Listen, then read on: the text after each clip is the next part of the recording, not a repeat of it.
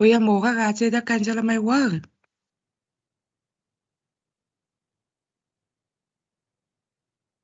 Yes, we can.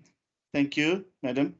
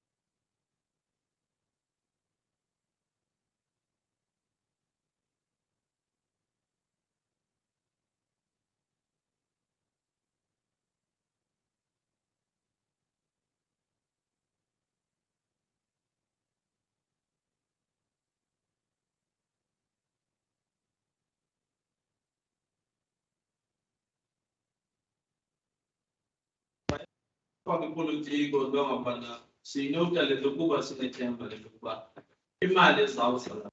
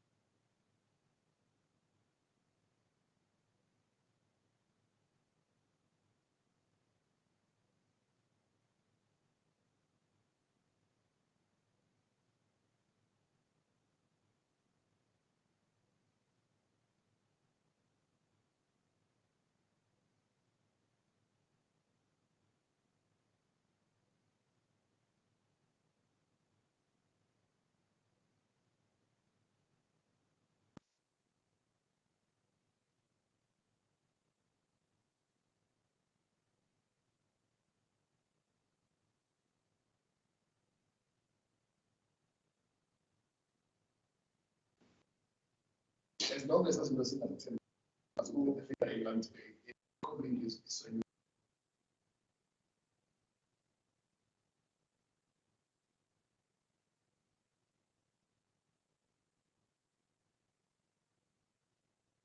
Morning, everyone. A mic test for me, please. Morning, Daisy. Morning, Councillor. Your mic, I can hear you. Can I just please ask the councillors with their videos on to turn their videos off? It takes up unnecessary bandwidth. If I can ask you to switch your video off, please.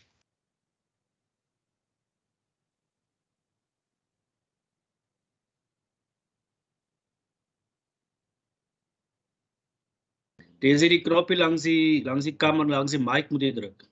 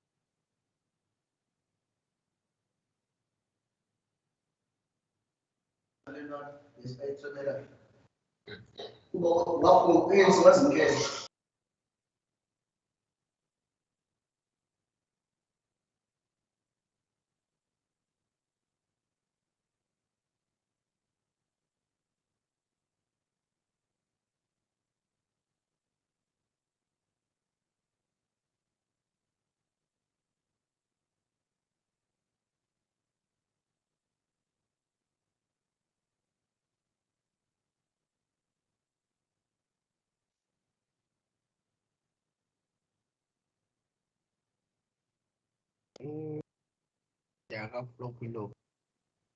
Ok.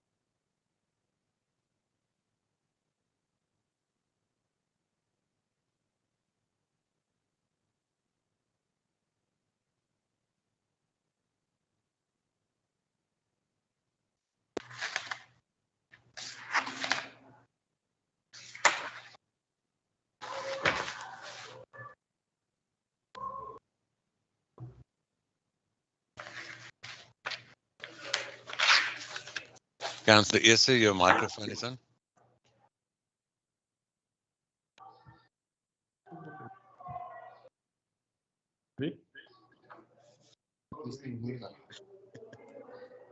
That's right.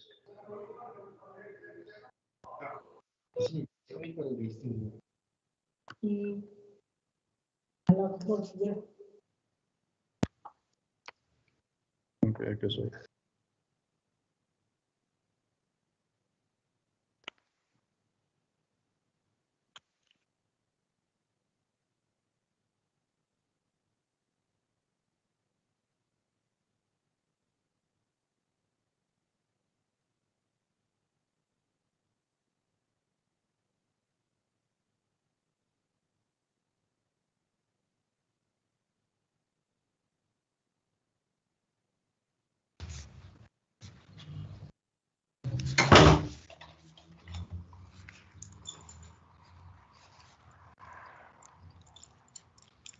Councillor Lowe, your microphone is on.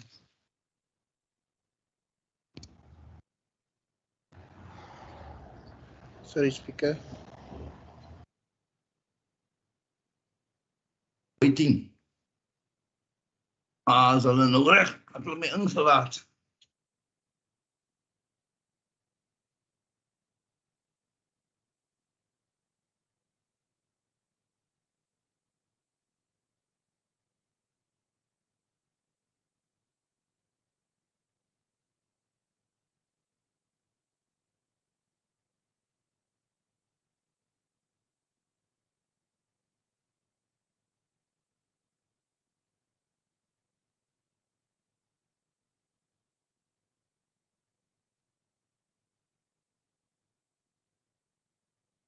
Nou eers gehoor of die mense my kan hoor. Waar is die mense? Baie duidelik, Ons zijn- dankie. Môre. Kan julle my hoor of wat is hier aan die ander kant van die rivier? Ons hoor jou duidelik, Raasatjie. Okay, goeiemôre almal.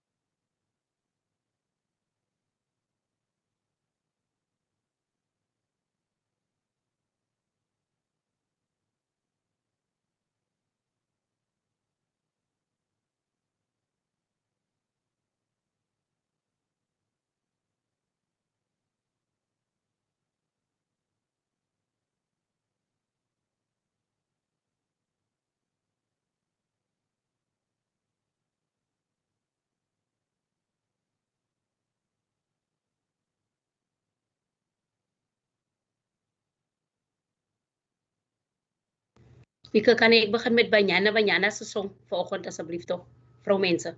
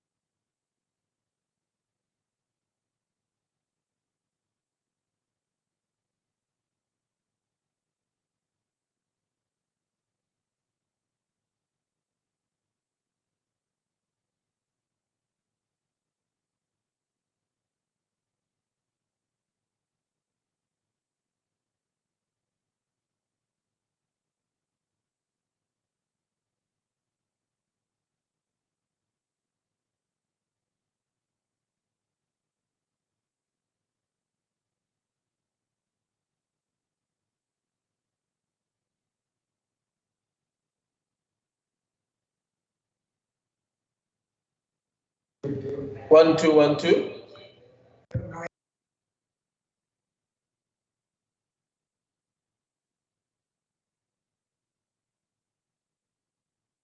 That I heard that. Thank you. Morning, Mr. Speaker. Can you hear me? I can. Thank you. Thank you. Hartelijke goeiemôre, Speaker. As jy my hoor. I can hear you. Although, can I please ask whoever's speakers are in the background to please turn their volume down? It's echoing. Counsel, I'm full call, Speaker. Thank you. We are challenged. Deal with. Please turn your mic off if you're not speaking.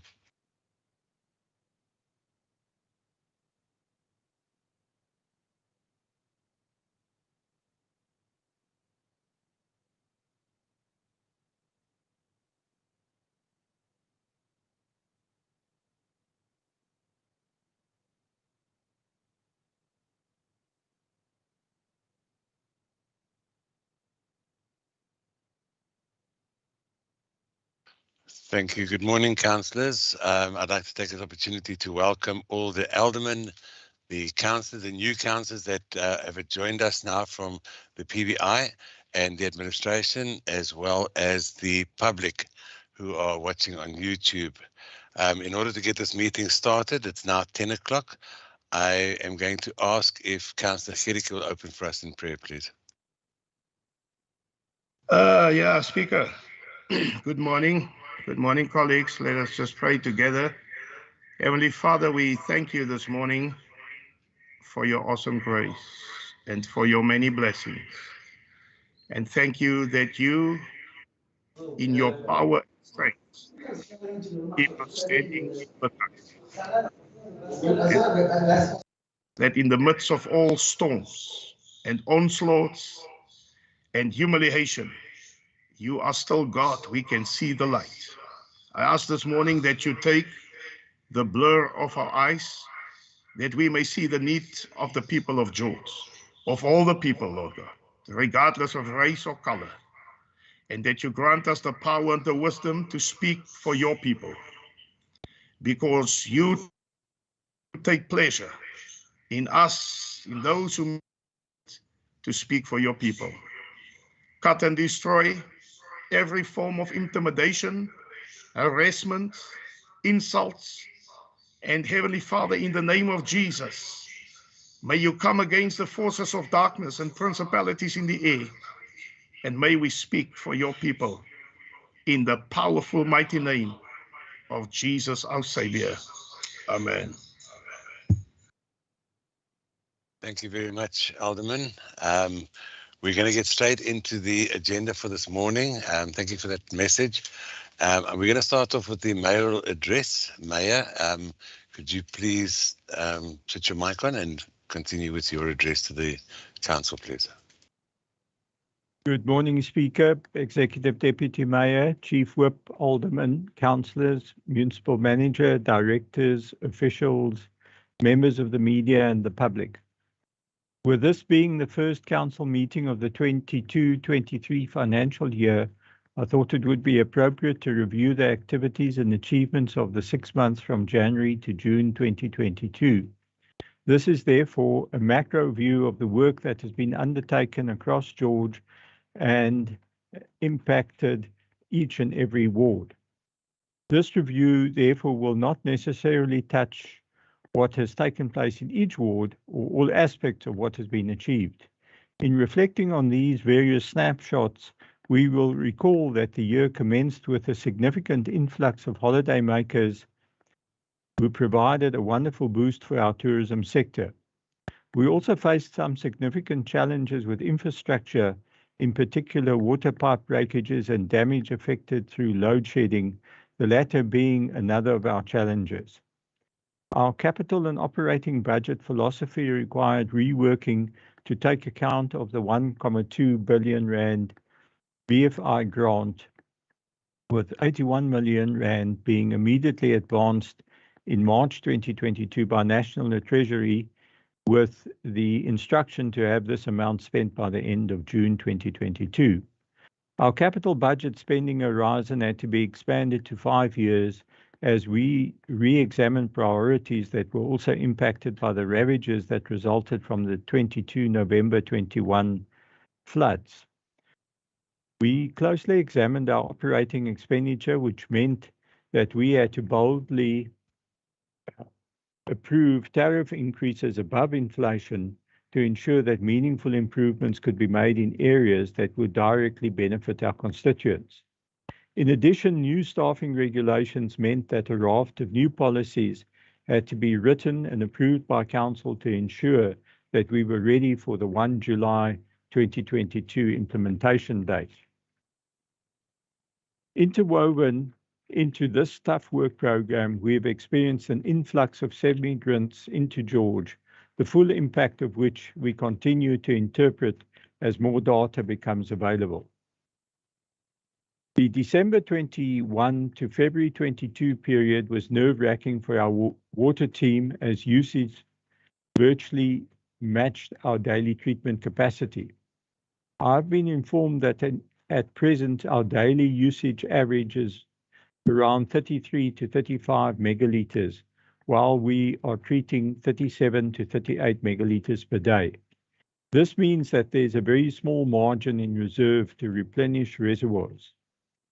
That the trends of additional usage emerging over the summer holiday period have therefore largely continued into these winter months.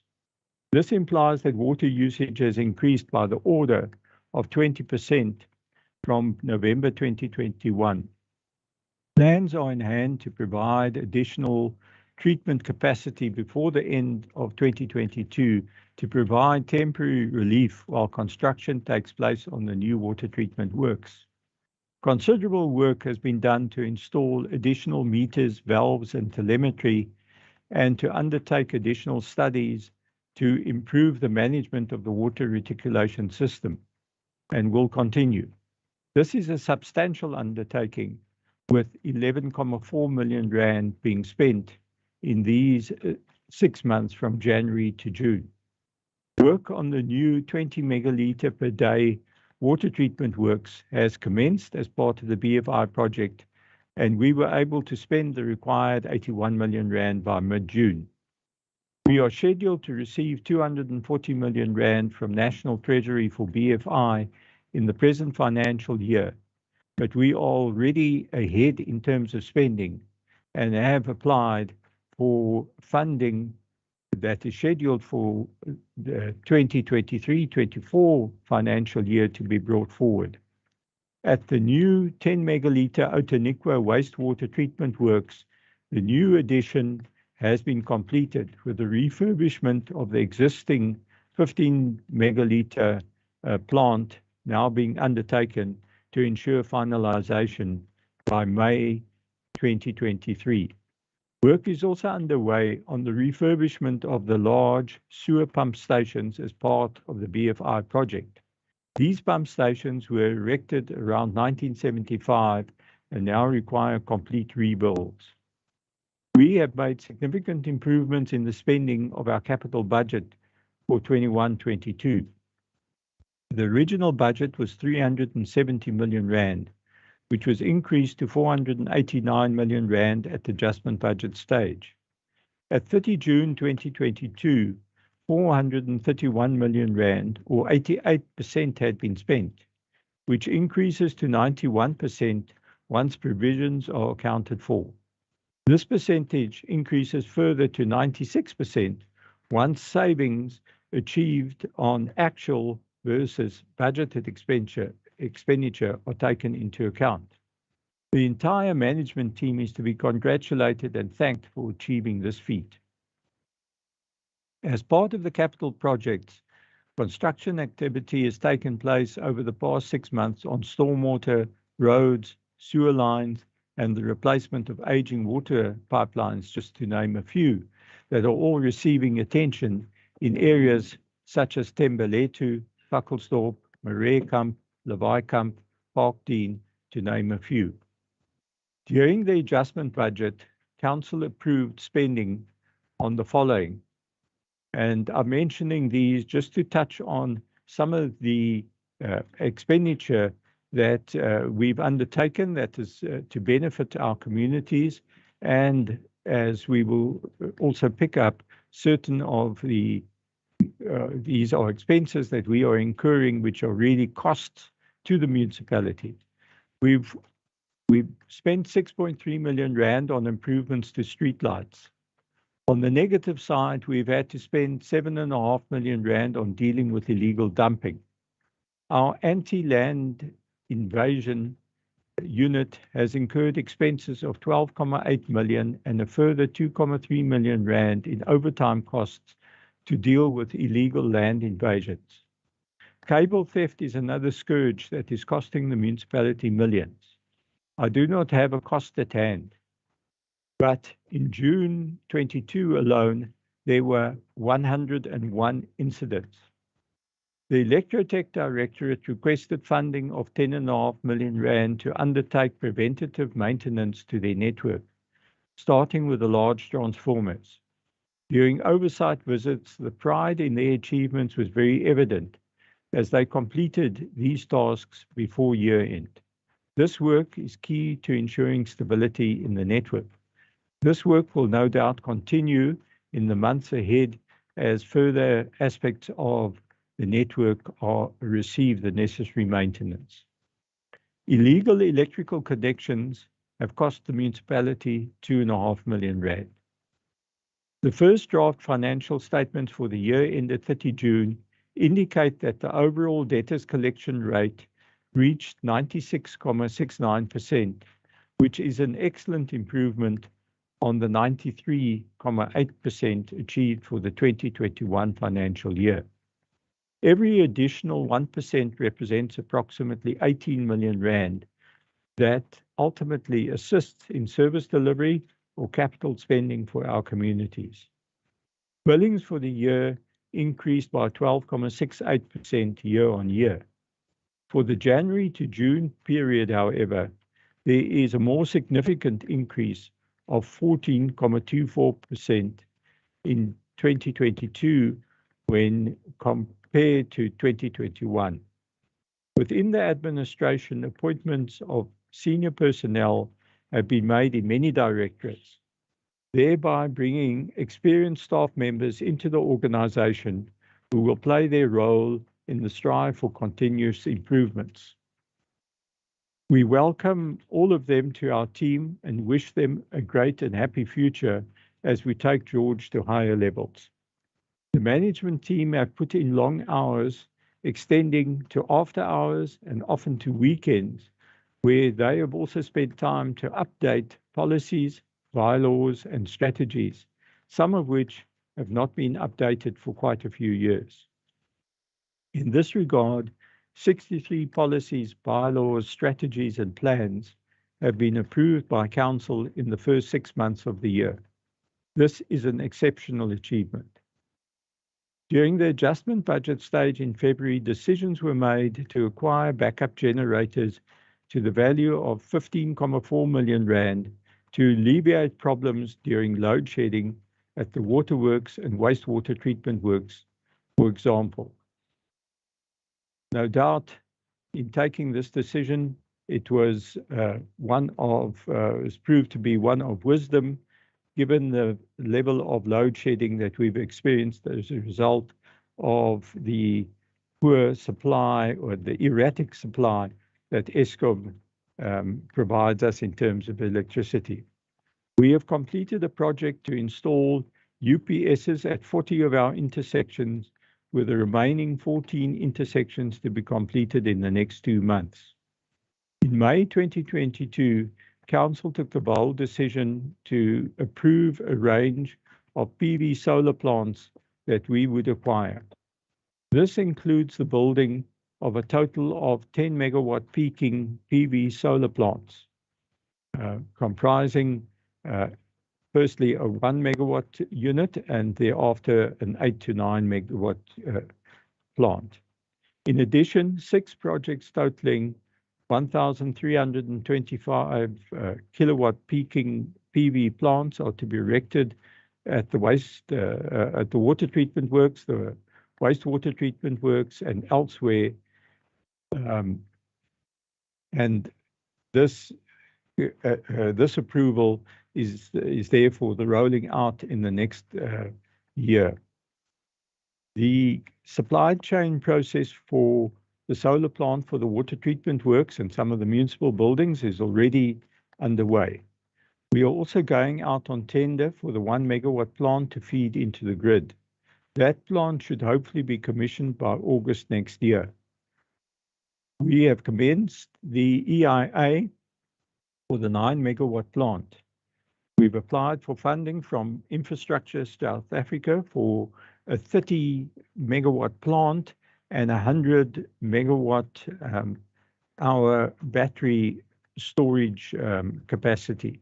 Now, this is an application that we have put in, and it depends on the success of this and how that would then tie in with the approvals that we've already given. We are also reviewing a proposal which we received for a hydroelectric plant.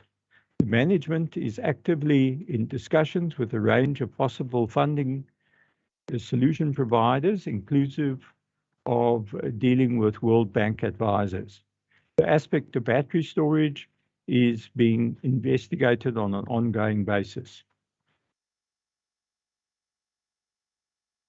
I would also like to touch on a number of other developments. We will be opening the first drive-through facilities for driver's licenses, for vehicle licenses, vehicle registration licenses in the Western Cape in the next month. This will include 3 counters for bulk transactions for motor dealers. We have obtained a 18 million rand grant for the funding of a composting facility where we have already commenced work. At least 75% of green waste, inclusive of organic waste, will be diverted to that facility as from July 2023.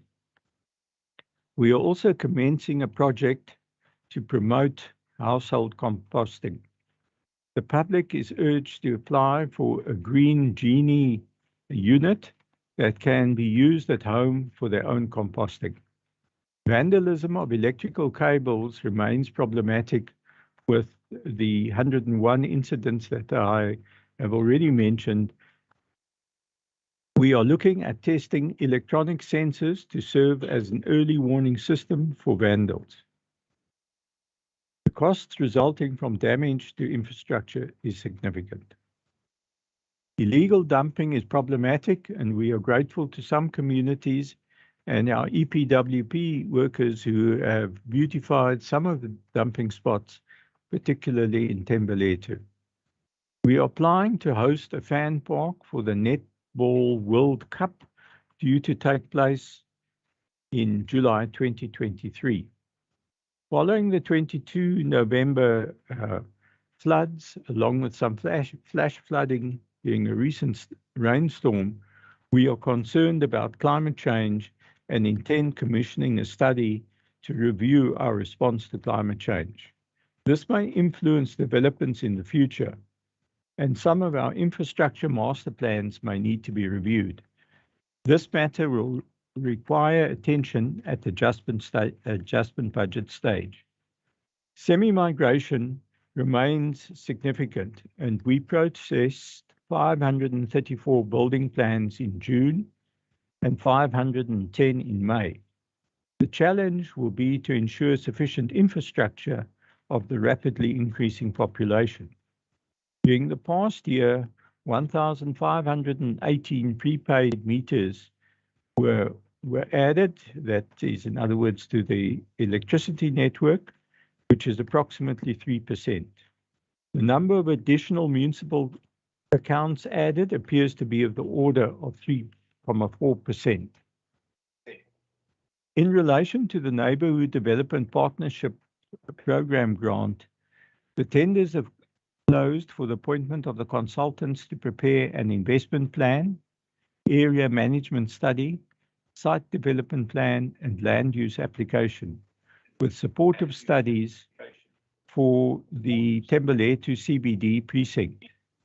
The project focus is on identification and packaging, realistic, sustainable project components to bring the Tembeletu CBD to life, to the benefit, obviously, of the receiving community in Tembeletu. As one of the largest intermediary cities, we are applying to participate in the Integrated Urban Development Grant Program, which is funded by COGTA. The objectives of the program include access to social and economic services and opportunities, inclusive and sustainable growth, and development of a new spatial form for cities. We have been selected as one of 3 finalists for the Cities Adapt grant, which is a donor-funded grant being funded through international funds with a focus on building more environmentally resilient cities. It is expected that we will receive information on any progress towards the end of August 2022. This overview has dealt with the impact on the whole of George without necessarily specifically mentioning individual wards or communities. The prime focus has been in tackling our infrastructure and service delivery, as these are the essential requirements for an enabling environment to attract investment that will benefit the economy and employment. We are already seeing that there is a positive impact on the economy. I have specifically not directly covered the economy or the positive impact being experienced in the tourism sector in this address. We are constantly busy with interactions in the economy in many areas. In the next few months, increasingly more attention will be given to the economy, with many engagements being lined up. We will no doubt be expanding on this topic in due course. The achievements that I have briefly described today are a reflection of the dedication and energy that our management team have collectively contributed over long hours to make George a better place. On behalf of Council, I wish to thank you, Dr. Gratz, the directors, and your teams. Thank you, Mr. Speaker. Thank you very much, Mayor. We're going to go straight into the answers. Can I ask the ANC? You have 3 minutes to reply to the Mayor's address. I don't know who's going to be addressing this. Could you go ahead with your 3 minutes, please? Thank you, Speaker. Sorry, I'll be using Toto's laptop. Noted. I'm Councillor Ndoli. Yes. Speaker, the ANC is welcoming the speech of the Mayor, but to us, it doesn't express us that much. In the Enzekayo, Speaker, uMayor andumva ethetha ke illegal dumping site okokuthi bazaziphelisa njani eThembalethu, because every day ziyagcwala and akho bantu abaziklinayo, ziklinwa after 6 months. And Speaker, uMayor kangendumve ethetha ngeplan ye-unemployment yolutsha. I-unemployment ininzi eThembalethu kwi-area zethu zonke, but there's no plan okokuthi izoyenza njani okokuthi create jobs for youth. Ndiyamvuthetha nge-influx. IGeorge, abantu baya-influx eGeorge, but for me, that term is not good. Makati abantu bayeza eGeorge bazojonga imisebenzi njengendawo ekhulayo ephuhlisayo. But xa thetha nge-influx ngelinye igama elo. And Speaker, they welcome into kameya xa kathi kuyasetyenzwa eThembalethu. Ilanduka i-construction apha ki-sewage uyazifakela zonke izinto. Siyawelcome loo nto and siyabona kuyaqhubekeka i-development nakwezinye areas. But sine-toilet ezibloka every day ezi-areas zethu. And siyaziripota ezo toilet namhlanje ilungiswe ngomso iphinde imoshakale. Siyacela iteam yakwa-civil mayikhuphe investigators siyojonga yintoni problems ezibangela ezi toilet zibloke every day. And Speaker, I-crime yenda ithemba lethu. I-crime yenda ithemba lethu. Isana nje i-crime ethemba lethu. Sine-law enforcement.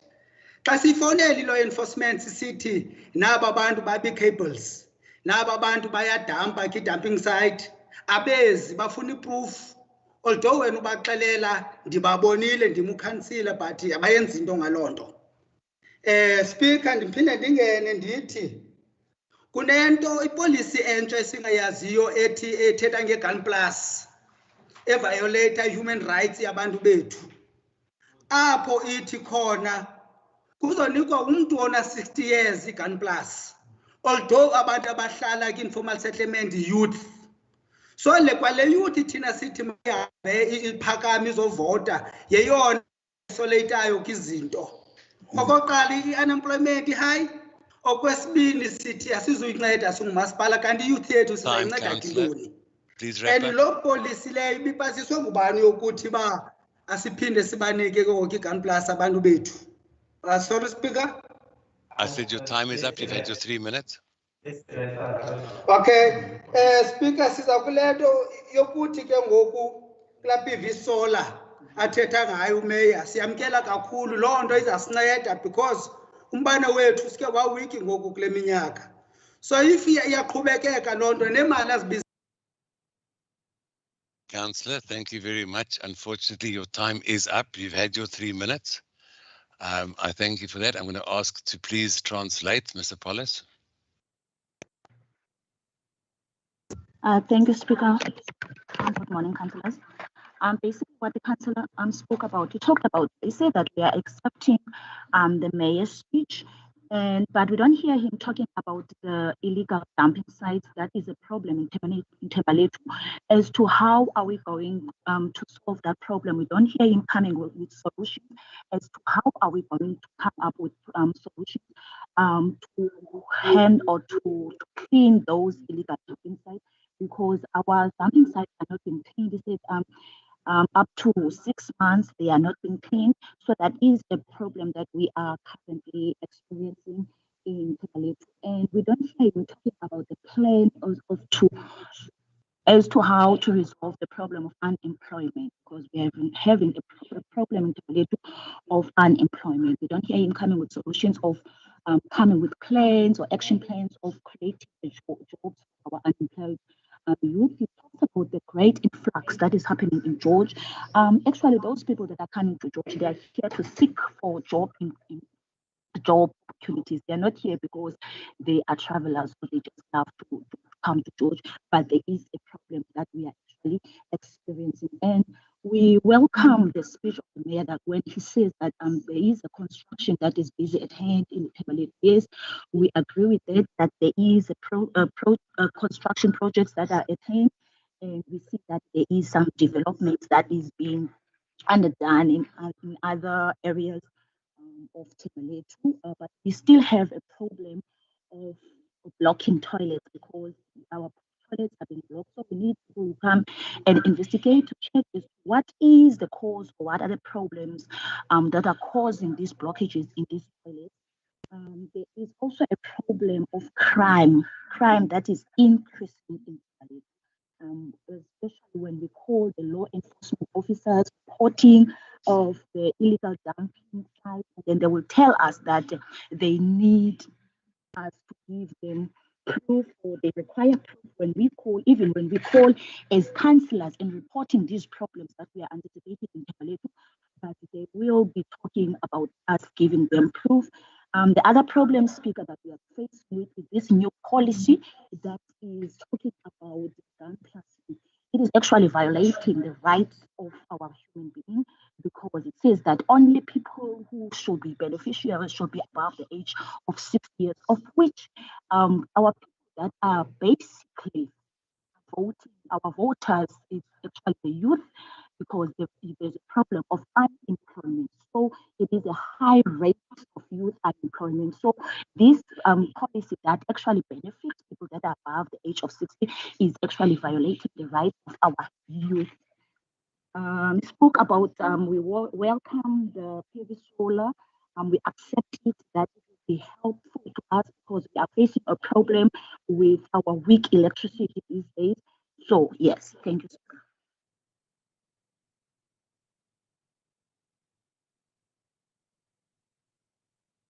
Mr. Paulus, are you finished? You've gone quiet. I just want to confirm that you have completed your translation. Yes, Speaker, I am finished. Thank you very much.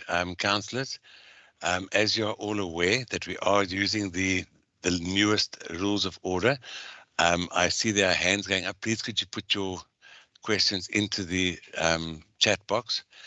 We are still dealing with the mayoral address, so therefore there will be no questions until on this item. Thank you. So thank you. The next person to speak on this item is the PBI. The PBI, you have 3 minutes, please. Speaker, what about good now? Are you missing us? My humblest apologies. I apologize. It is good. The next party to speak is the good party. You have 3 minutes, please. Thank you. Thank you, Speaker. Yes, in terms of the mayoral address, we must be clear that you are a mayor of tariff increases. You are a mayor of new policies, none of which is workshop. You are a mayor of a capital budget with nice infrastructure projects, which we don't see the benefits of our communities. You are also a mayor of an anti-land invasion unit, which is so nicely described in the overtime, but you failed to mention to the community how they are chasing homeless people from one corner of George to another corner in this winter time without giving them shelter. You are also a mayor who's not addressing the social ills of our communities during this time. Nothing is mentioned of any poverty assistance, any poverty alleviation, not addressing any of the challenges our youth are facing. You are not even addressing the fact that our communities cannot afford you to YouTube because we don't have data when you speak over the electronic media. So this needs special address as far as good is concerned, Mayor, for you to note that in this aspect you are failing the people of George. You pretend to be the mayor of George, but it is clear you are not a mayor of George, but a mayor for yourself and for the DA. As the mayor, you cannot even ensure a small thing, and that is to return this town's politics back to normal. You think by keeping the opposition out, you are doing good. But in fact, Mayor, you are keeping 40% of this town in the dark as far as this council meetings are concerned. That 40% is mostly African and colored voters. Even in your own words, people are kept in the dark because of your failure to ensure a smooth return to normality in this Georgetown. Yet you are projecting how nice the municipality is working, but you are failing to mention that a simple thing of getting council chambers running, managing the council chambers to this point has not been done. How can we trust? How can the people of George trust you, Mayor, if you cannot even look after a simple thing like council chambers and getting the politics back to normal? But if you look, Mayor, at giving out work to certain contractors or have to make urgent decisions affecting the business, then you are a mayor for those people. If, as a mayor, you cannot bring this town back to normal with a simple thing as a proper council meeting in a council chamber, how do you think the people of George will trust you, Mayor? As far as we are concerned, you are running. You are a running mayor, are running from the opposition, running from the truth, running from the people of George, away from council meetings. Mayor, you like baie mooi in die George Herald. But the truth of the matter is you cannot bring this town back to normality. You cannot bring the politics of this town back to normality. You are supposed to be the leader, the father of the George people. 5 seconds. You are failing. Speaker. Thank you. Thank you. Are you finished, Councillor? I'm finished, Speaker. Thank you. Thank you. Your time is up. 5 seconds, but mas baie mooi. Yes. Thank you, Councillor Jay. The next person to speak on this item is Councillor or the PBI. Yes, Speaker, thank you very much. It's 10:35. Mr. Mayor, Speaker, just hold. Let me just control the sound here. Just hold, please.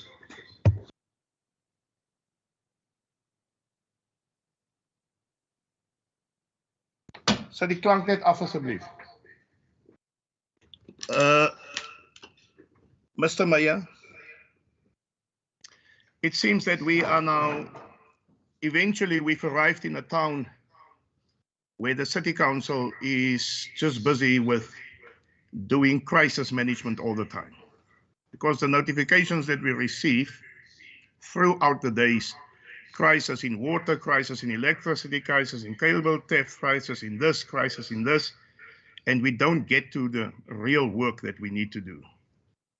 So the call is for you to stabilize the climate, the political climate, and the economic climate in George, so that citizens can benefit from the policies and from the programs rolled out also by national government. The second point is you are boasting here this morning about the supply of water and your new strategy in terms of infrastructure. I want to ask you now, and I want you to give the entire community an answer. A water desalination plant was installed in George a couple of years ago under the management of Harold Basson. It was 120 million rand under DA control. You are now coming up with new strategies, spending millions of rands. What happened to that water desalination plant? Is it in operation? How do you apply it in order to alleviate the water supply in George? And then these strategies that you put in place to improve water supply, this has got nothing to do with the existing communities. This has got to do with new developments coming up throughout George without proper planning ahead. And we are governing George on a case-by-case basis, on an ad hoc basis at the moment, and there's no future planning. This is why we are in this crisis. On the BFI projects, it is clear that your CFO has already said in previous council meetings that he doesn't apply the principle when it comes to the rollout of the BFI. So if you have a CFO that does not understand the BEE policy of government, then you trample upon the rights of other people that must also access the economy of this 1 billion rand. We have not been served throughout these months since you started these projects. We have not seen any report where you categorically, emphatically state how you have uplifted small contractors, BEE contractors, and disadvantaged contractors. This is what we are interested in. So I'm calling on you to bring those type of reports that we can witness, that we can see, that the community can see that everybody is benefiting from all these capital projects and that they are drawing benefits from our community. Then lastly, the former president of the Republic of South Africa, Thabo Mbeki, has alluded to an Arab Spring 5 seconds. in his tribute at Jesse Duarte. You must be mindful of the fact that people will not be moved forcefully all the time, and people will not be excluded all the time. This Arab Spring is looming for George as well. And if you don't roll up your sleeves, and if you don't look after all the people, this Arab Spring will start in George. Thank you. Thank you, Councillor. Thank you very much. The next person to speak on this item is the EFF, or the next party. EFF, you have 3 minutes, please. Thank you, Speaker. First of all, I would love to say to the Mayor, thank you so much for the Mayoral Address that keep on addressing us about water. Because the last, if I quite remember, the last Mayoral Address we had, we have a crisis of water. And we were trying to fix the crisis of water even in that Mayoral Address. So for me, I know one of the key objectives of this municipality is to keep George green. But is the keeping of George green going to put food on the table of our people? Is it going to provide jobs for our uneducated community members? Because this keeping of George green, it only feeds to those who have an opportunity and the proper qualifications to obtain those jobs. So it is so sad for me, as much as it might be a great thing that water is very essential to our lives, but it's so sad that our municipality now have a problems of even supplying our people with their basic needs, because water and electricity is the basic needs that people are supposed to be provided by our municipality. And the only key was supposed to manage those basic needs. But now they become the crisis that our people cannot even get their services to our municipality, which means we are failing our people day by day. Yet we must stand here in this council and say, thank you, Mayor, so much for the great work. But yet we are not recognizing any work that is great from the municipality because our people are still standing here waiting for campaigns and such simple, small things that we cannot provide to our people, that yet we are seen as failures to the community because we are failures according to how our municipality operates. The resources that were supposed to be servicing our people, yet they are not doing that. They are feeding those who have already have full pockets in themselves. And yet I hear in your address you are talking about the composting project that would commence. That project is so important because it was later on, back then in the years, it was in primary schools, in high schools, whereby it educates the children about the importance of a fertile soil. Because the compost, it fertilized the soil. So now they've taken away from the schools. They are no longer educating the children about the importance of a fertile soil because now we are facing a hunger strike. So the moment the soil becomes fertile and a child is educated about that, which means at least they can be able to do something with that soil and feed themselves. But you've also taken away that education from our children so that they can be dumb and remain dumb as forever. And yet the white schools and the white children will become more educated and bully our black children. Fighter. I hear you talk about climate change. Climate change is because of we are becoming a factory nation here in Georgia. Yet the factory nation that we are becoming is not hiring our people. It's so easy to give out the contract for people to assign and buy lands for factories. Yet yet those factories will not see any employment that is coming to our people. That is why we have climate change, because there is too many carbon monoxide in our environment. So now we are also bringing that to our people. What we must do about that? Because you are the one who are approving the selling out of a land. That's not part of our problem. We want self-delivery. People want houses that are not being released yet. They are staying in shacks.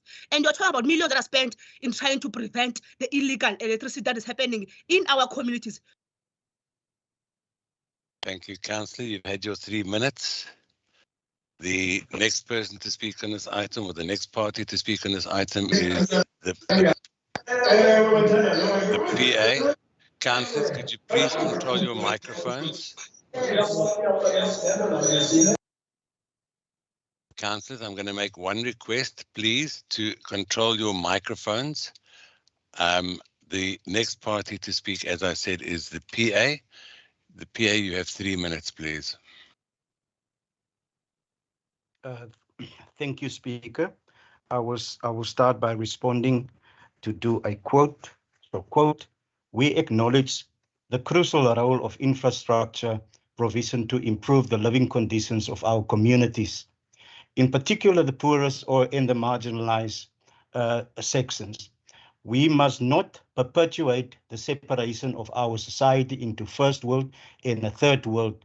We must not confine growth strategies to certain areas while doing patchworking and piecemeal development in other areas. I'm going to close that quote. That is the Mayor. This is your own words, telling us that you are not a mayor for just a certain group. But unfortunately, Mayor, you haven't proved to be that mayor up until now.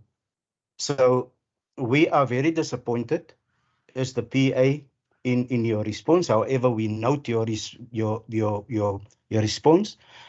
You were speaking of a macro view across, across George. I would like to see that you speak about the micro so that I can see that you are keeping your word, because at the moment I can only see that you are fighting for if I can put it in my words, for a first world community. The responsibility and accountability to good governance is not yet seen, through reports. We get the reports, but we don't get, figures to. Speaker, can you protect me, Speaker? Can you please protect me, just one Speaker? second, please. Just 1 second, Councillor. Please switch your microphone off. I apologize for that, Councillor. Please continue. Okay, the reason for me saying that, Speaker, Mayor, I was one of of the councillors that go and visit the Outeniqua treatment works and so forth. So what I saw there with regards to, you know, unemployment, I saw that the people that are working here, and it's for all councillors to know now, because it's a fact that we are you are using our EPWP workers there, and I didn't see the contractors, though, the you know, these are rich contractors that are having the contract. You know, that labor is coming from them. You refer to tourism sector all the time. For me, you know, poor people cannot come as tourists, and I would like to see figures. I don't want to hear that the tourist sector was just blooming and stuff like that. You're talking about, you know, in one of my colleagues, I was also going to talk about the desolation plan that was actually completed in 2009. After our visit there, after our oversight visit, you know, from our committee, we found that that desolation plan never ever worked, and 5 of its membranes has been totally you know, out of order. So that 80 to 120 million rand has just been spent, and somebody must keep accountable for that. Thank you, Speaker. Thank you very much, Councillor. The next party to speak on this item is the ACDP. Councillor, you have 3 minutes. Baie dankie, Speaker, vir hierdie geleentheid om te reageer op die burgemeester se verslag wat hy aan ons gelewer het.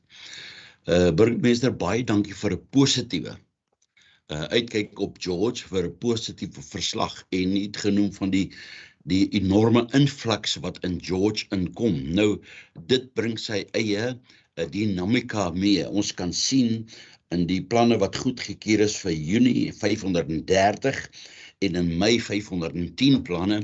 So daar is dinge besig om te gebeur in George. Mense is besig om in te stroom na George toe, omdat hulle sien hier is dinge besig om positief te gebeur. Dis nie alles net negatief nie. Speaker, ek weet die burgemeester het 'n hart vir die agtergeblewenes, en dis hoekom hy ook tyd insit dat die infrastruktuur daar opgegradeer word. Water is 'n absolute noodsaaklikheid. Ons kan nog vir 'n paar dae sonder kos leef, maar sonder water kan ons nie leef nie. So dit is hoekom daar soveel prioriteit gegee word aan water. En ons burgemeester weet, ons watersuiweringsprosesse is onder groot druk. Daarom die 20 megaliter program wat besig is om ingevoer te word en geïnstalleer te word. En burgemeester, dit is vir die ACDP baie positief daaromtrent. Ons kyk na legal dumping. Burgemeester, as ons mense opgevoed is en verder opgevoed word om nie onwettige rommel te verstrooi nie, dan gaan ons so 7.5 miljoen rand spaar, soos hy gesê het, en dan kan daai geld gebruik word. Maar dis illegal dumping is mense wat hierdie goed net neergooi, waar daar is plekke wat daarvoor gereserveer is. So, burgemeester, ek wil u dankie, ek wil vir u dankie sê vir die leiding wat u neem in George. The speech of the ANC and talk about the dumping, don't. Councillor. No, please, so. Councillor, you do not have the right to interrupt. Nobody interrupted your 3 minutes, and I'm now going to ask you to please refrain from speaking while another councillor. The Mayoral Address, that's all you must do. Councillor. Councillor Toy, you may continue, please. Dankie, Speaker, dat u my beskerm. Speaker, dit is ook wat ons in die roep word, die UPS. Die UPS. Dominee Speaker sal jou altyd beskerm, jy moet net lieg. Councillor Hector, I am going to take that as a direct insult to the councillor, and I'm going to give you your first warning. Please do not start this meeting in that tone. seriously, we are supposed to be understanding that we are giving each person an opportunity to speak, and the new rules of order are in operation. And that remark that you've just made, Councillor Hector, is in direct contrast to item 28.2.1, an unnecessary and tactless incriminating disparaging statement. So please, I'm going to ask you once. That is the warning on that. I will not. Speaker, gaan aan met die meeting alsjeblieft. Gaan aan met die meeting. Meneer ons opbouw vandaag met die Councillor goedzijn. Jay, please don't talk while I'm talking. Thank you, Councillor. The tweet continue. Dankie Speaker. Speaker, ek het niemand in hulle toesprake ingevlyf nie en ek het niemand van iets beskuldig nie. So ek verwag dit ook van my mede-kollegas om respek te toon teenoor my as ek hier praat. Speaker, wat ek verder wil sê, die UPS wat ingestel is vir ons robotte is 'n baie positiewe ding vir ons dorp. Die verkeer vloei met load shedding is soveel beter van dat dit ingestel word. En ek wil ook ons elektriese departement wil ek 'n kompliment gee deur hulle wyse wat hulle gedink het om UPS's in te stel. So dis nie net alles negatief nie. Dis vir my nodig om ook die positiewe uit te haal. Dis hoekom daar soveel influx in George is, omdat mense uit plekke uitkom wat deur ander partye geregeer word, wat die dorpe in totale chaos is, kom na George toe en hulle vind 5 seconds. En hulle vind hier is 'n plek waar ons by mekaar kan kom en wat ons kan leef, is 'n skoon dorp en baie dankie daarvoor. Dankie Speaker. Thank you, Mr. Pollis. Please translate. Mr. Speaker, is George in New Israel? Is it the new Israel? Councillor, Yeah. Councillor Die dominee het nou confirm. Alderman Gericke, I am not going to allow disruption. Nobody spoke when any of the other parties spoke. And I'm therefore asking you to apply the same respect to everybody else. No, but I'm only speaking to you. I didn't Councillor, interrupt. I haven't asked you to speak to me, and I'm going to ask you to please refrain from making any remarks. We are in the process of a meeting, and such remarks will not be tolerated. Thank you, because it is really nobody interrupted anybody else. I'm going to ask for the translation, please. ACPP. Mr. Pollis, I'm going to have to ask you to please, Mr. Pollis, I'm going to ask you to please use another microphone. You are breaking up, and for the purposes of clarity, I need you to try one of the other microphones in the hall, please. You are not clear at all. I'm going to give you 30 seconds to sort that out, please.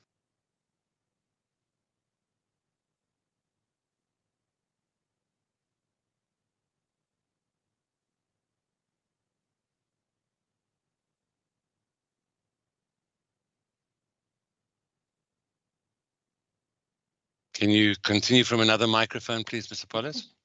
Yes, thank you, Speaker. I'm going to be using Mr. James's laptop.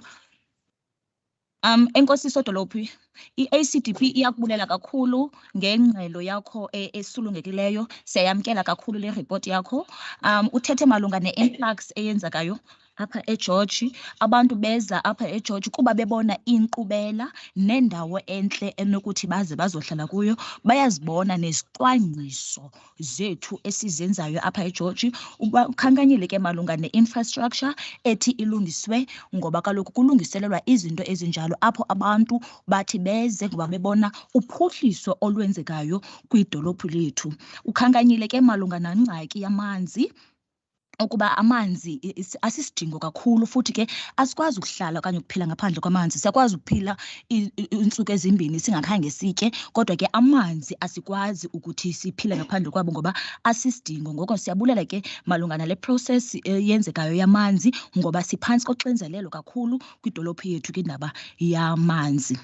Iyabulela kakhulu ke malunga nale ngxelo yakho, i-positive kakhulu futhi iyasikhuthaza thina siyi-ACDP. Ukhankanya malunga ne-illegal dumping, abantu bathi balahle inkuma ngokungekho semthethweni, futhi ke ziyenziwa zonke inzame ukuzama ukulungiselela okanye ukunqanda abantu bangalahli inkunkuma endaweni ezingafanelekanga ngoba ziba khona indawo ezisisibonelelo apho abantu banokulahla khona. Ngoko ke ikhangeleka ingathi ngabantu abanye abenza lento ngoba kaloku uthi kuye kuspendwe izigidi zerandi kanye 7.5 million ethi ispendwe ukuzama ukulungiswana nele illegal dumping. Leyo imali ngiyimali ethi ichithwe kwezinye izinto. Uthi ngoba zikhona indawo abantu abanokuthi balahle kuyo. Uthi siyabulela kakhulu ke nale UPS ifakwayo. I-positive kakhulu kuthi ngoba sinengxaki ye-load shedding futhi ke ingxaki echaphazela lonke umuntu. Ngoko ke ndiyathanda ukuqhwabela izandla i-department yezombane okanye icandelo lezombane ngesi sibonelelo. Futhi ke kuyabonakala ukuthi abantu besiza nje begaleleka okanye bezohlala eGeorge kuba bebona ukuthi zikhona izibonelelo ezinje ezithi zenziwe apha kwidolophu yethu. Ngoko ke thina siyi-ACDP siyamkela intetho yakho. Thank you very much, Mr. Paulus. The next party to speak on this item is the Freedom Front Plus. You have 3 minutes, please. Baie dankie, Speaker.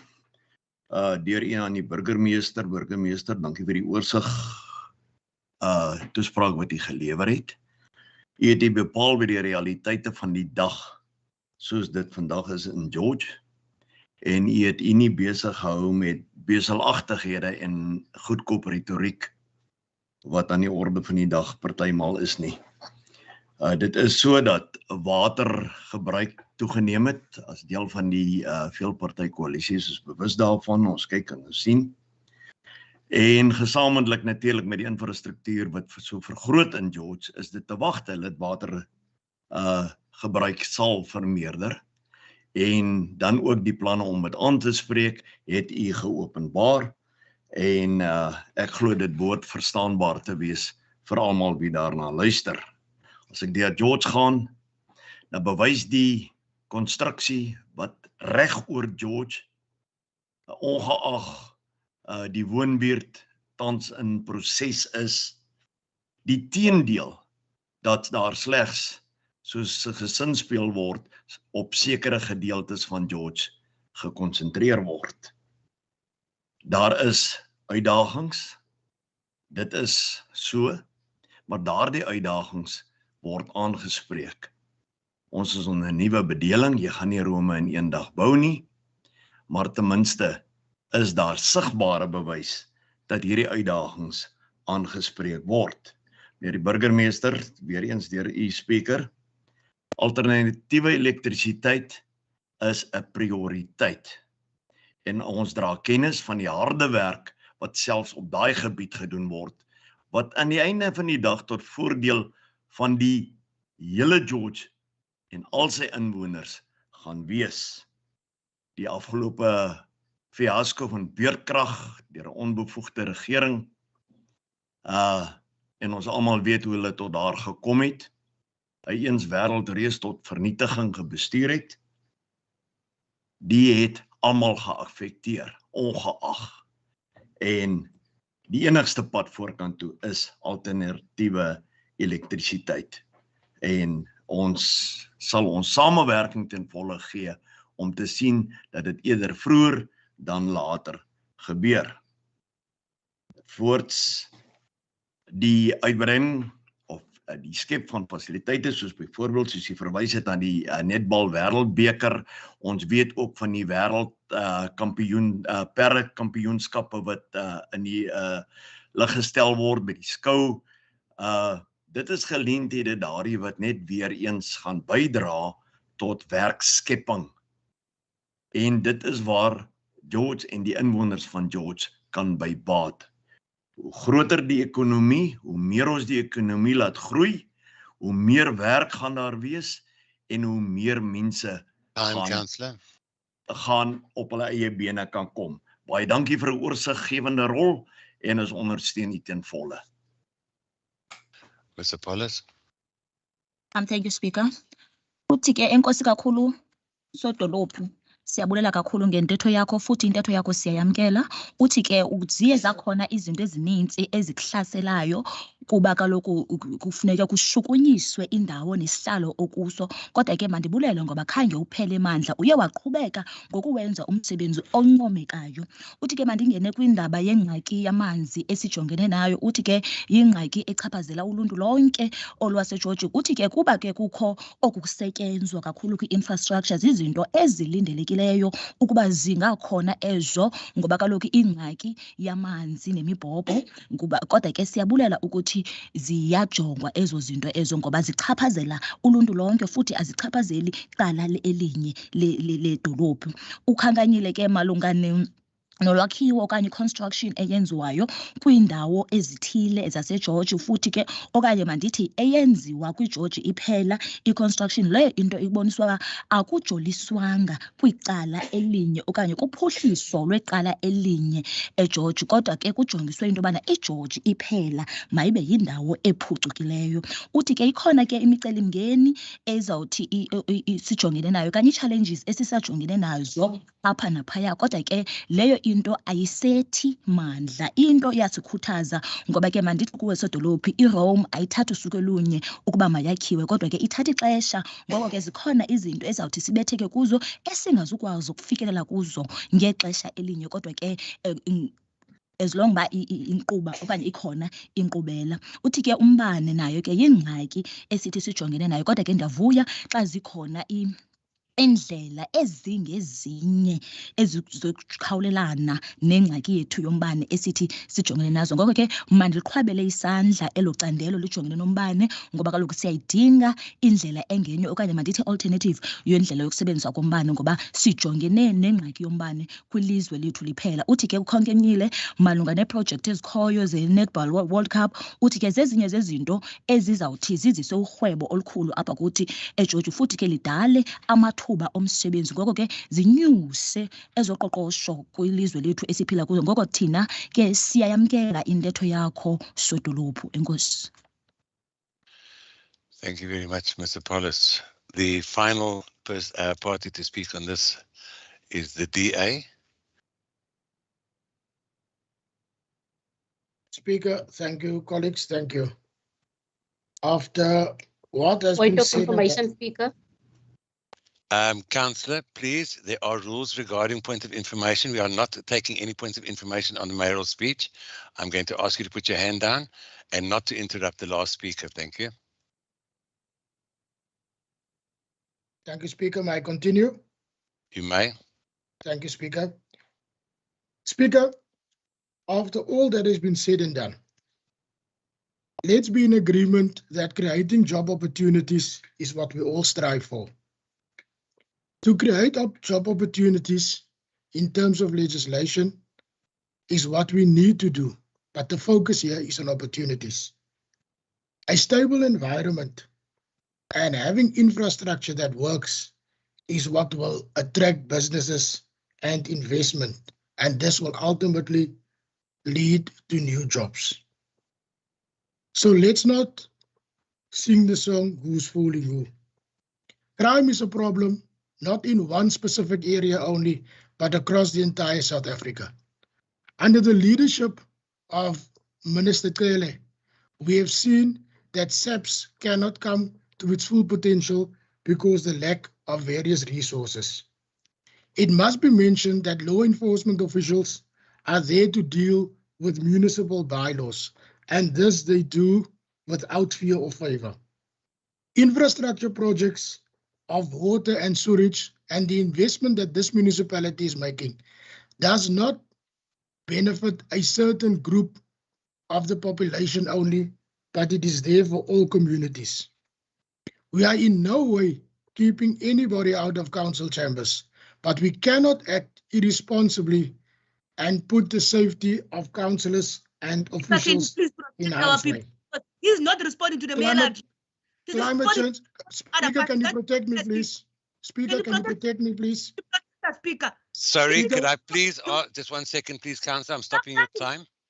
Councillor? Councillor, is that Councillor Clumpy that was speaking now? Councillor Clumpy, I'm going to give you a warning to maintain order.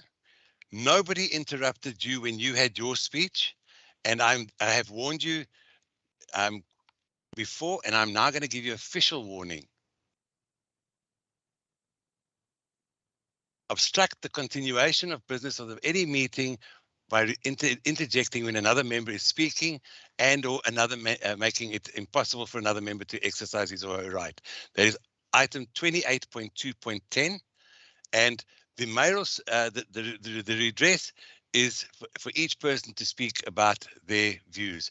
I'm now going to ask Councillor Raven Fichland to continue. Councillor, you have another 1 minute and 14 seconds. Thank you, Speaker. Speaker, the issue of the youth also were given some airtime here. It is not true, and I want to put it on record, that this municipality is not investing in youth. Skills transfer programs. It is not true for you. Programs. For you and your Councillor Speaker. Councillor Tumpy,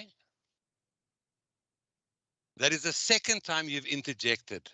You obviously do not think I'm being serious. I'm going to give you your second warning for interfering while this person is speaking. Please do not. Councillor J.E. Waar die youth wat so uplid word? Waar? Councillor J.E., I'm going to give you a warning as well, please. You are not on the floor and you are disobeying my request for all councillors to respect each other. Nobody interjected when any of you were talking, and I'm asking you to have the same respect for everybody else. And I'm warning you on item 28.2.10 to obstruct the continuation of the... There is no debate on the mayoral speech. You've had your turn to speak, and you are now interjecting once again. I'm going to ask Councillor Fichland to continue, but I'm making it on record that Councillor Clumpy has now had her second warning, and Councillor J, you have a warning because I've asked you to refrain from interfering while we are talking here. There is no debate on the mayoral speech after you've had your turn. Each party has one turn, and you may not continue after that. Thank you very much. So we can't ask for clarity. Councillor J, read your rules. Thank you. Councillor Fichland, thank you. Speaker, thank you. Let me continue. It's skills transfer programs, job readiness programs, aftercare support, and mentoring programs in conjunction with stakeholders like the NYDA. Having access to data is something that the Western Cape government is providing through its facilities at schools and libraries. So therefore, Speaker, let's refute the fact that members of the community do not have access to data to follow meetings and do other research. I thank you, Speaker. Thank you very much. And with that, we come to the end of the mayoral address. I'm now going to move on to item 3, applications for leave of absence. I have received 2, one from Councillor Ndaka and another from Councillor Lowe. I'm now going to ask that the corporate services do a roll call. And the hands that are up, I'm going to ask you to first, as per the rules of order, write your inquiry in the chat box so that we can continue with the meeting.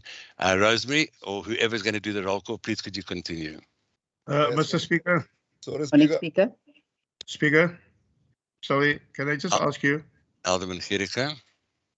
My transmission is breaking up frequently. And I just asked somebody in IT to restore my connection. I will ask IT to see what they can do. I can't promise any that, but they will contact you via your phone. Thank you. We're going to do. Yeah, but this thing must come right here. I cannot sit in a meeting like this. Councillor, no, please. But the thing is, I not, must be connected. Councillor, I'm going to ask you, please, do not use this meeting. There is a direct line to the IT department, and it is not part of this agenda to go to contact the IT for that. I've asked them to contact you, and please do not use this platform for that. I'm going to ask for the roll call to continue, please. Thank you. Speaker, kan jy vir my ook so mooi vra? Ja, councillor, as ek vir u roep na u speaker. Ek wil gou ietsie vra, speaker. Councillor J.E., if you do not have a problem with your connection or anything like that, I am not going to, let's do the roll call, and I've asked everybody to please continue with the stuff. What is your question, Councillor J.E.? Thank you obviously very do not- much, Speaker, that you asked me what my question is. Now I I've can. asked you to write it in the chat box, Councillor. Nou, die gemeenskap gaan nie lees haar wat ek hulle kan mos Well, lees haar buitekant wat ek Councillor, moet vra I'm nie. going Ek moet to vra wat hulle sorry. wil hê ek moet vra. Hoe gaan hulle lees? Councillor, you obviously are trying to see what you can get out of me this morning. And unfortunately, I didn't make the rules. I'm just here to abide by them and make sure that everyone else abides by them. The rules are quite clear that all questions get put in the chat box. And up until now, there is no reason for any questions because we are busy with an agenda. The next item on this agenda is purely the applications for leave and the attendance register. If it is not on the agenda, I will not entertain it whatsoever. You are welcome to put your questions to me in writing for attention after that. Apart from that, this council meeting will deal with the items on the agenda only. Thank you very much. I'm now going to ask, and I'm not going to take any further questions or hands up. We are in the process of doing a roll call. But the hand was up before you said that, Speaker. Councillor, I've just said I will not entertain any hands. Thank you. My hand was up before you said you're not I gonna don't, take it. Councillor, I've made a ruling. I'm not entertaining any hands. That is my ruling. If you do not like it, I will give you the same information. So answer. I am not answering your question. Thank you. Finished. I've made a ruling. Councillor, I've made a ruling. If you question it, I'm going to give you a warning. What is your ruling? My ruling is you may not question the ruling of the speaker. To And I will challenge the declare ruling of the to speaker the at any point of order, item 28.2.11. Speaker, my hand is op. Ek het selfs in die chatbox getyp op. I am not entertaining your questions. Thank you very much. That is the ruling. And if you have anything about that, you can put it into writing to me and I'll address it after the meeting. My ruling is that we are not going to entertain it. And if you do challenge it, I will charge you with 28.2.11 to challenge the ruling of the speaker at any point of ruling. Okay, you'll Thank take you your very much. charts praat. Yes, I will charge you. If you want to continue this meeting like this, we will charge everybody. Unfortunately, there are rules. So lyk met julle die dorp uit gaan. Uit die dorp uit neek of wat? Councillor Hector, that I presume is a direct threat to me. And I am therefore going to ask that you immediately be removed from this meeting, because I've given you a warning already and a threat to me personally. And I'm going to lay charges against you for that. Ja, wat Gousaad het ondersoek, Gousaad skep werk vir hom, besigheid. Please remove Councillor Hector from this meeting.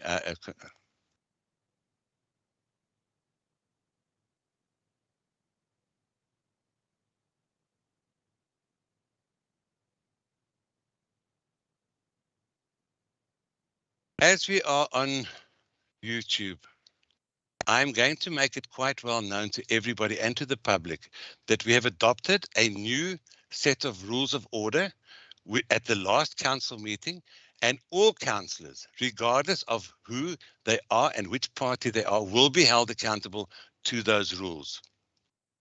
Those rules make clear the order in which things will happen, and also the sanctions that will be taken against councillors. And I must remind you that there is the sanctions of fines that will be imposed on councillors that continue to get warnings. I will not accept anybody threatening me on any meeting the way that I've just been threatened and disobeying the ruling of the speaker. I am therefore going to continue this meeting with the roll call, and I will not accept questions. That is the ruling that I have made. Any questions or any contradiction to that will also therefore then carry a warning to that. Thank you very much.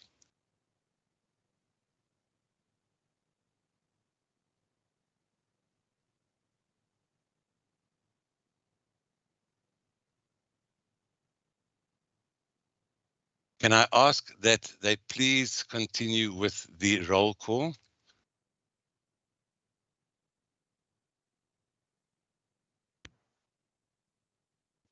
Speaker, I can't chat in the chat box. Morning, Speaker. Point of order, Speaker. Good morning, everybody. May I proceed, Speaker? Councillor Adams.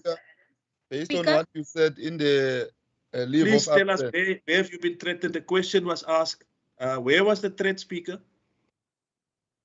Want hulle het gesê jy was nie getreten met dieselfde woorde nie. Yeah, but the Speaker is not explaining where the threat was. So point of clarity here, Speaker. You can't say in a council meeting you've been threatened, but you don't know what the threat is. That's correct, ja. Laat hy sê waar was hy getreten, want ek verstaan self nie nou nie. I am not at liberty and I'm not going to explain myself. I've made a ruling, But you're not councillors. explaining anything in any event. So Speaker. waaroor jy vir Said you've Councillor been Hector threatened, uitgesit? but yet you can't explain what was the threat. We are on Teams, you said you were Councillors, threatened. once again, Councillor J.E. and Councillor Subtu, I am going to give you the warning, the same as the other councillors, Speaker, you are abusing your speaker's rights by Dis what wat hulle in die council meeting, chambers ook maak, want hy wil die goed te doen. Because Ons gaan all the sien, time- ons gaan sien That vir is your dit. second warning, Councillor Councillor J.E. Sapto. Hey man, jy kan my hoon my gaan aan man, jy kan my hoon, jy wil ons op bekke toe maak hierso.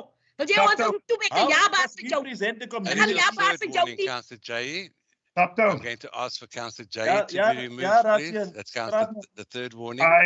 I have lost the transmission now. What is the thing now? Councillor, I will answer you offline. Thank you, Alderman. We are No, busy. but if it pertains No, to but this is the way council meetings are being conducted. There Yeah, was a and I will not question allow by them to be Councillor disrupted. J.E. Thank you. about how must the community see what is the question that is being asked on the YouTube. If it is relevant to this meeting, it will be answered, Councillor. I'm not Yeah, going but to get what is into a the- debate what where you is are the- trying to make political statements in a council No, we are not meeting. making political Thank you statements. very You much. said you've been I threatened, will but yet not, you can't say what is the threat. Tell us what is the threat. A councillors, question was asked. And then Councillor you Subtu, respond to the threat. I have made a ruling. Respond with a warning. Councillor And Subtu, put us out. Sapto, I want to support you, but what is the thing? What is the thing here now? Now the speaker now is giving.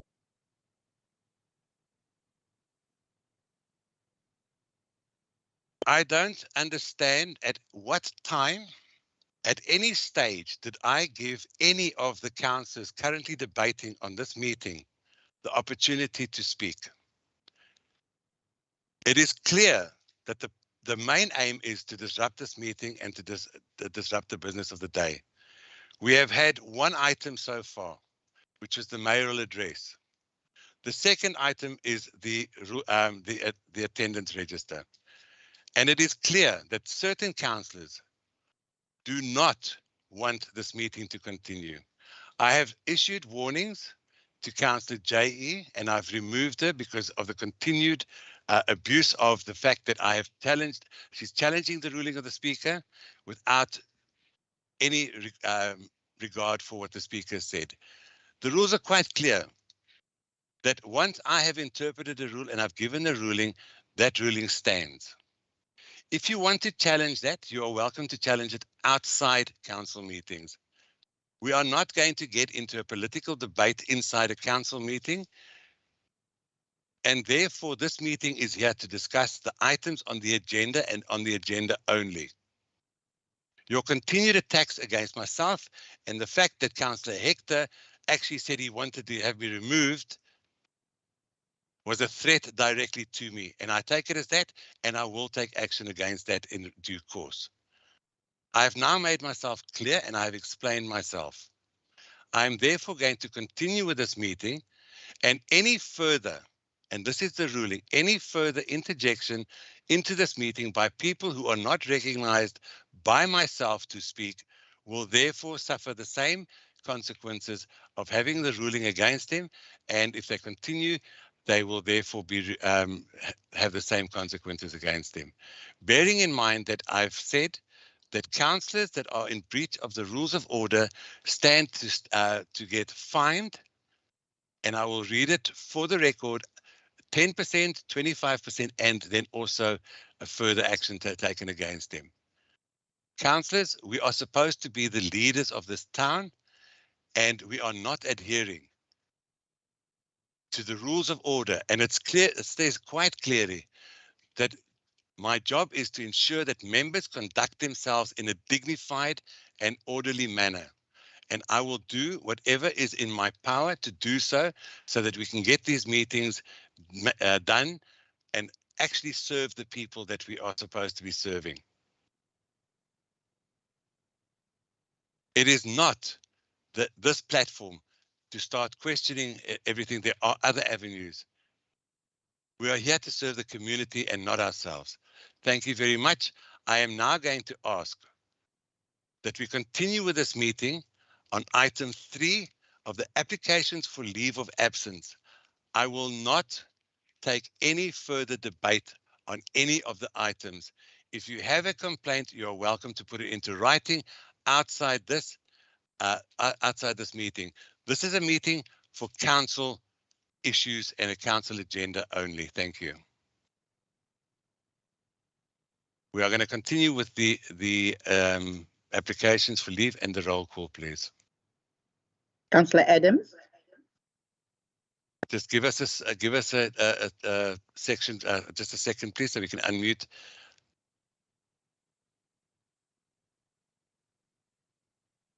Point of order, Speaker.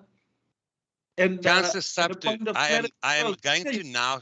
You are deliberately trying to get a reaction out of me, and you have how must I speak?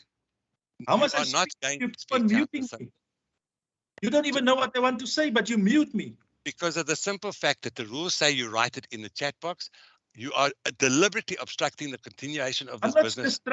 I'm not deliberately doing anything. I'm making a false allegation now, Speaker. I'm not, Councillor. I've made the ruling that you're obstructing this continuation. And you are spreading lies on that chair of the Speaker. That's what you are doing. I'm giving you a second warning. I've made a ruling that I will not entertain anything. Us with warnings. You are supposed to listen when we raise a point of order. I don't have to listen anything until I accept your hand, Councillor. You are trying to disrupt this meeting. You are getting your second warning. Disrupt the meeting, Speaker. How must we address council issues outside of council? Outside of a council meeting? Give us clarity on that. I'm going to give you your third warning. You continue to disrupt this meeting. Speaker, you are coming like a record. Thank you very much. I'm going to remove you from this meeting, Councillor. You obviously do not understand the rules of order. I've made a ruling. Or you, Speaker, you are a dictator.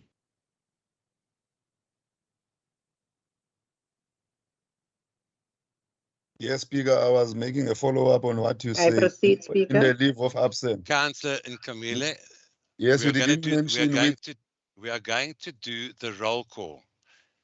I'm not going to entertain anything until after the roll call. Thank you. You may continue, Rosemary. Speaker, Councillor Adams. You didn't specify which Mtaga is. Councillor Nkamile. Yes, Speaker. I am going to give you a warning because I will get to that and you can put it in the chat box. Please do not ask for favoritism. Thank you. If this is the way I will get to it, Councillor. Please mute yourself. Let's continue with the roll call. Thank you. Councillor Adams. Oh, at last, I am here. Good morning, everyone at home. Good morning, everyone in the meeting. Thank you. Councillor America. Good morning, President. Councillor Barnard. Good morning, President. Councillor Brown. Good morning, Speaker. Present. Councillor Carolus.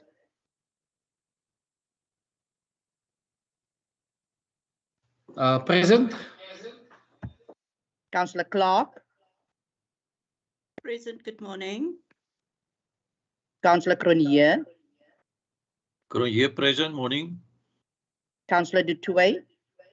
Ek is teenwoordig, dankie. Councillor Esau. Teenwoordig, môre almal. Councillor E.D. Vigland. Good morning, and House present. Councillor R.G. Vigland. Present, thank you. Councillor Fry. Good morning, Speaker. Goeiemôre almal. Alderman Gericke. Yeah, hi, present. Councillor Gom, Morning, councillors. Present. Councillor Greef, Goeiemôre teenwoordig. Councillor Goldie, Good morning, Councillor Gultig present. Councillor Hani, Good morning, everyone. I'm present. Councillor Hill, Hill present. Councillor Jansen, Môre teenwoordig. Councillor Jantjies, Good morning, everybody. Speaker. Present, thank you. Councillor Johnson, Good morning, present. Alderman Kritzinger, Good morning, Rosemary and everybody present. Councillor Kruger, Good morning, I'm present. Thanks. Councillor Lenchu, Good morning, Speaker and everybody. I'm present. Thank you. Councillor Lose, Good morning, everyone. Councillor Rosa is present. Councillor N.M. Lau, Goeiemôre teenwoordig. Councillor R.M.I. Lau, Councillor Rosa Low has applied for leave of absence, Rosemary. you. Councillor Mankele,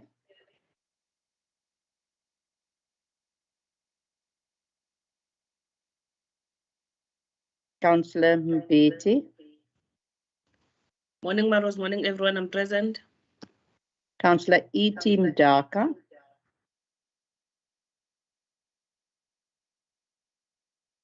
Present. Councillor F. Mdaka, Councillor F. Mdaka's leave of absence, Rosie. thank you.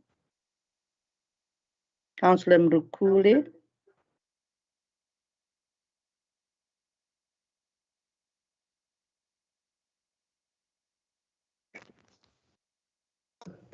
Hello, Speaker. Yes, Councillor Mangele present. thank you. Councillor Mrukuli,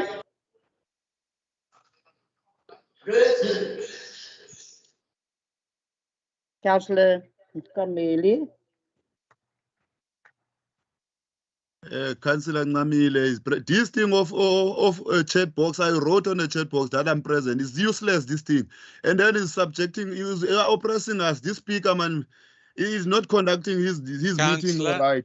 Yes, because I wrote on a chat box there. I'm present. What is the use of the chat box if you say we must communicate on the chat box? Now I have to answer again. Councillor, yes, you do have to answer again. And what is the use of raising a point of order on the chat box? I wanted to correct you on the leave of absence, and then I you have didn't no want me to alternative ask but that. to give you a warning for disregarding the rules that I've given you already.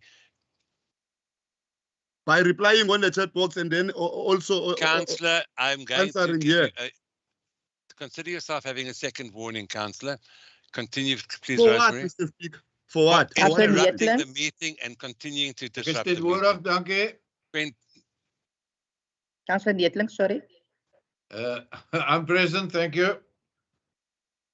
Councillor Niels, Rosemary teenwoordig, dankie. Councillor Tondini,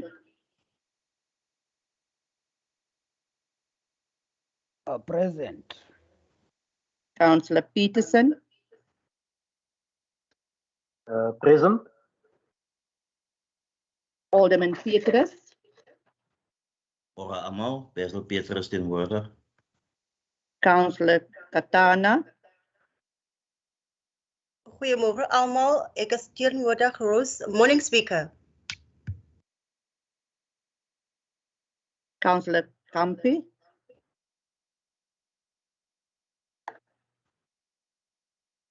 Present. Councillor Roofse, Good morning, everybody. I'm present, Rose. Councillor Cyphers, Good morning, Rosemary. I'm present. Councillor Simmers, Summers present. Councillor Smart, Present, Rosemary. Councillor Snyman, Present, Rosemary. Councillor Titus,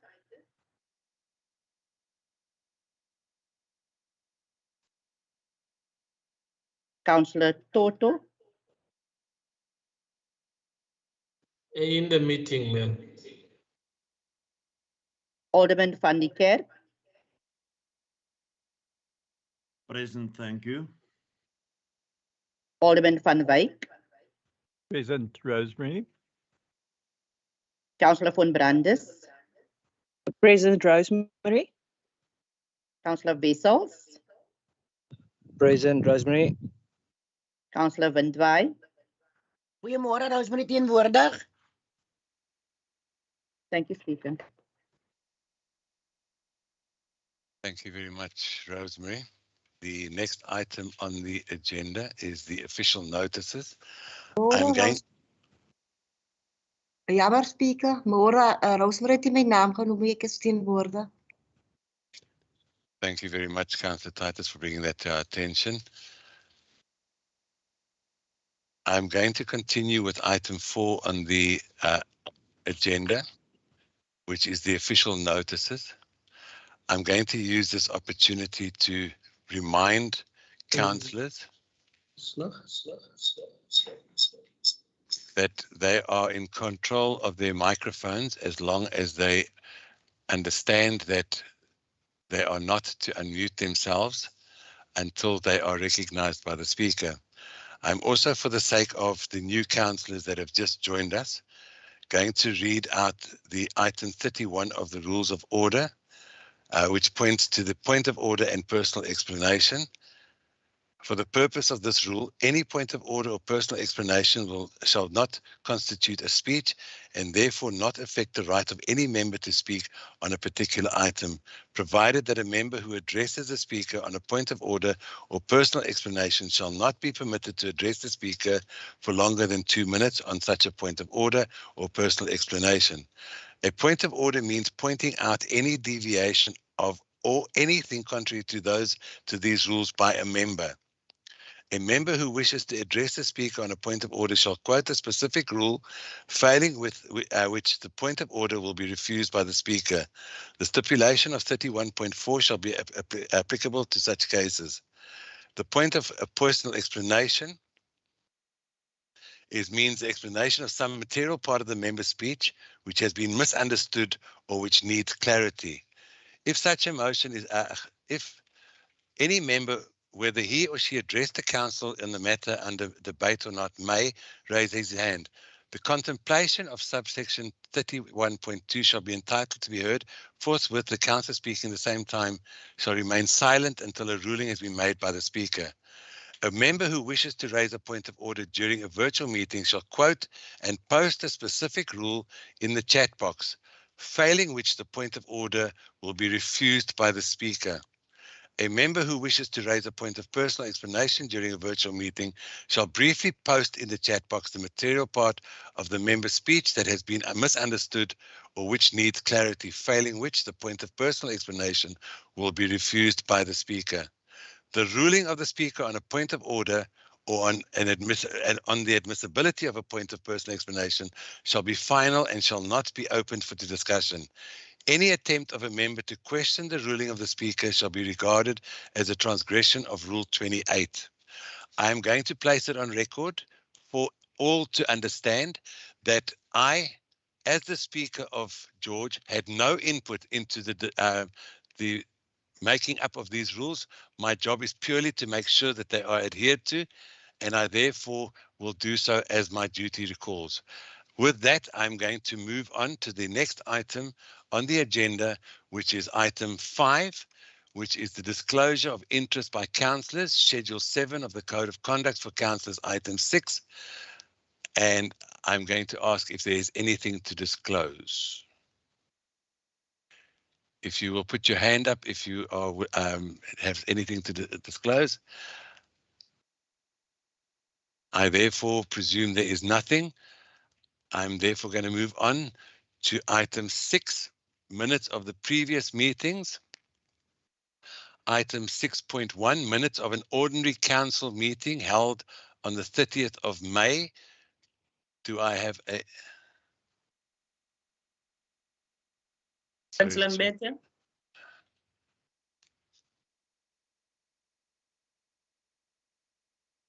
do I have a seconder? Dirk Wessels will second. Thank you very much. The next is minutes of a special e-council meeting held on the 10th of June. Do I have a proposer? Councillor America. Councillor America and seconder. Councillor America. Councillor Russell will second. Thank you very much.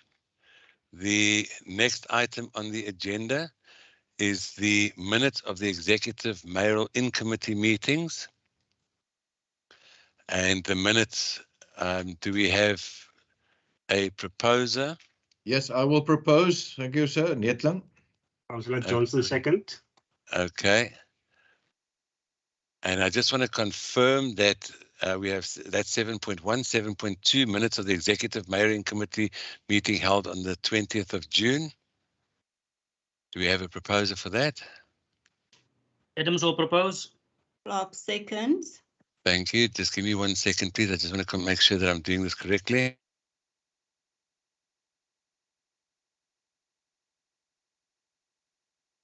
Continuing then, we have then accepted 7.1, 7.2, 7.2.1, the acceptance of the bylaw unlawful land occupation.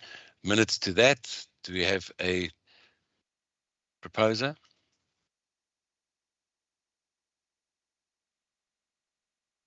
He'll propose. A seconder? Clark will second. Thank you. 7.2.2, a proposer for the portion of ALF 325 Puckelsdorp, George East. Do we have a proposer for that? America proposed. Adams will second. Thank you. 7.2.3, a portion of ALF 325 Puckelsdorp. Johnson propose. A seconder? Clark second. 7.2.4, renewable energy. Do we have a proposer? I propose. Speaker. Sorry, that was confusing. Could I just have the proposer again, please? Councillor Mbete. Councillor Mbete proposes, the seconder. I second the speaker. Thank you very much. Item 7.2.5, electricity master plan.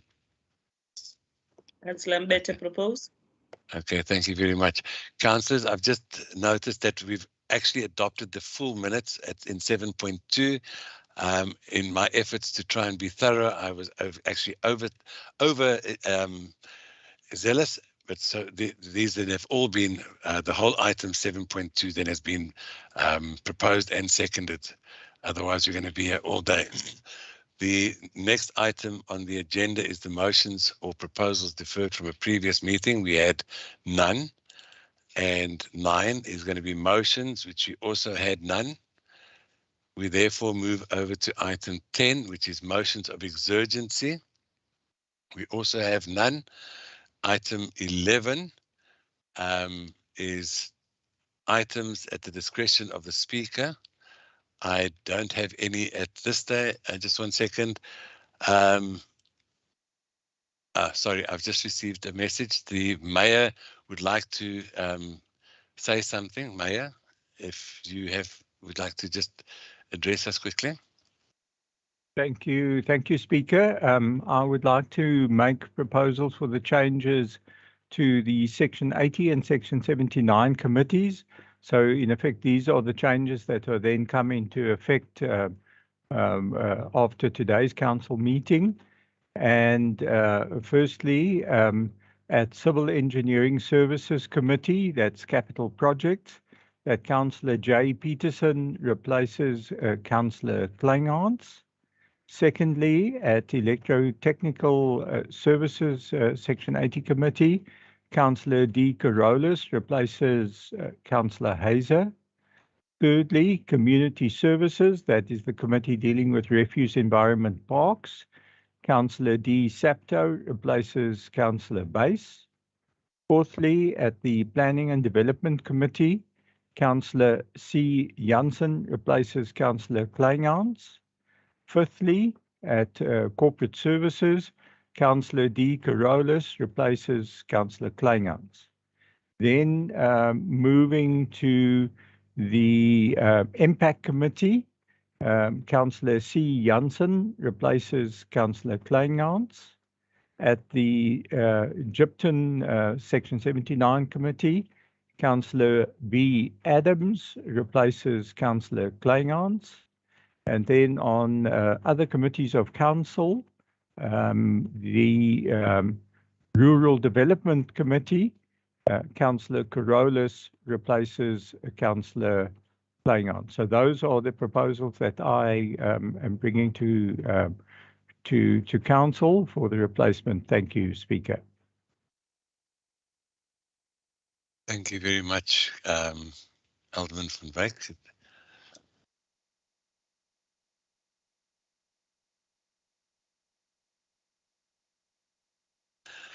The next item on the agenda is item 12, which is urgent matters by the municipal manager.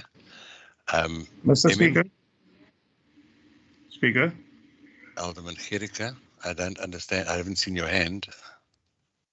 I'm struggling with my device, really, truly. I did not even hear now. I only heard about committees. What is the procedure there now? Did the mayor appoint committees? I mean the new councillors. Correct, councillor. So are we allowed to give some input there, Speaker?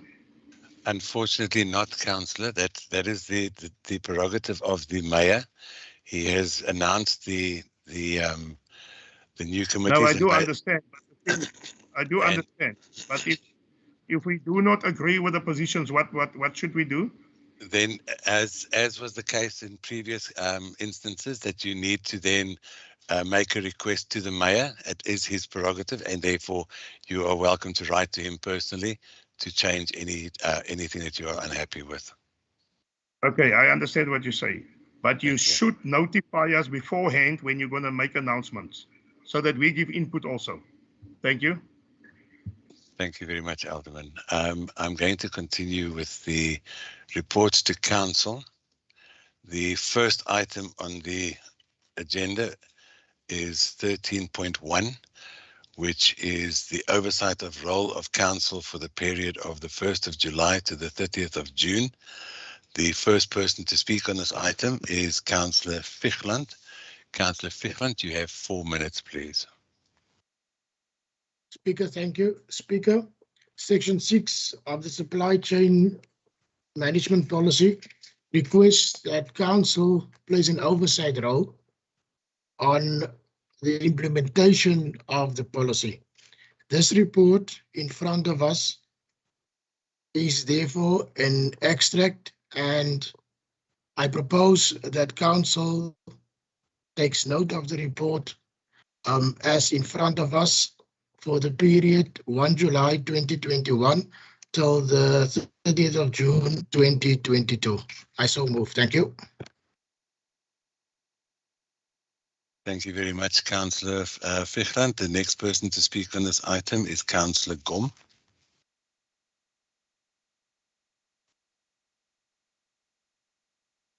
Enkosi Speaker, siyayinota i-recommendation, but sinota phantsi kwale nto ithi siyathemba yonke le nto niza kuyenza apha izawukwazi uku-assista abantu bakuthi abangathathi ntweni. Umzekelo, siyathemba into yokuba niza kuyeka le nto yoba ningulithenge iigamplasi ibingaske kule nto niza kuyenza izawuseyiva mhlawumbi imali kumasipala, ikwazi ukwenza into ebonakalayo ebantwini bakuthi. Ngolu hlobo lufana nolukuba ingaske ngoku nitshintshe ezigamplasi nisifakele amazinki. Naba bantu bahlala ematyotyombini mhlawumbi bangarekognayizwayo ngoku nikwazi ukuba accommodate hlala abantu. Enkosi Speaker.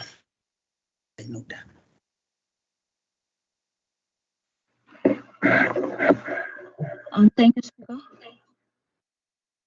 We take note of the recommendation, but we hope that what will be implemented here will be of assistance to our people, which are the poor of the poorest. And we hope that they will change these gun places. Instead of gun places, that you will be able to buy our people things. And because our people are struggling, the gun places are not of help at all. So we just hope that you'll be able to assist us with these implementations. Thank you. Sorry, Mr. Paulus, I'm going to be interrupt you, and I'm going to ask you to repeat that. I honestly think that you need to use Mr. James's microphone. Your computer is not clear, and I'm sure that I'm going to get more complaints that they did not understand what you were saying. So please, could you repeat everything from another microphone as soon as possible, please? Thank you, Speaker. We note the recommendation, but we hope that what will be implemented here will be of assistance to our people, which are the poor of the poorest. And we hope that you'll be able to change the system of the gun places, that will be able to buy zincs for our people, that will not be able to give them gun places, that will have to be changed again after some time. So we hope that this implementation will be of assistance to our people. Thank you. Thank you very much. The next person to speak on this item is the Good Party, Councillor N. Low. You have 1 minute.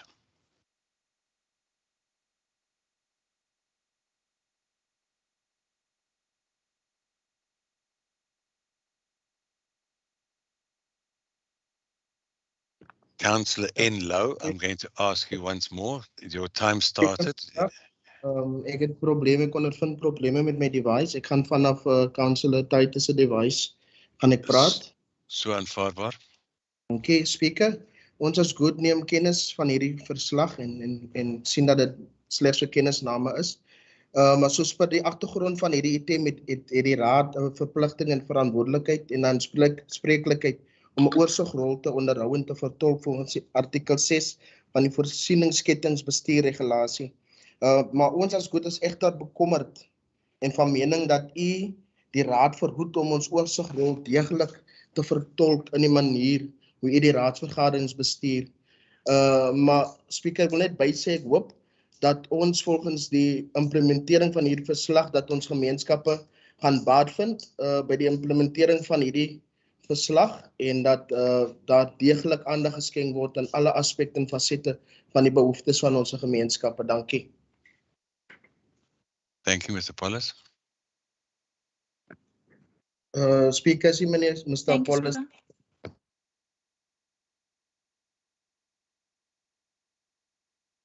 I was asking for a translation, Councillor, not to say thank you to you. Thank you. Mr. Paulus, could you please translate? Uthi-ke we take note thina of le recommendation.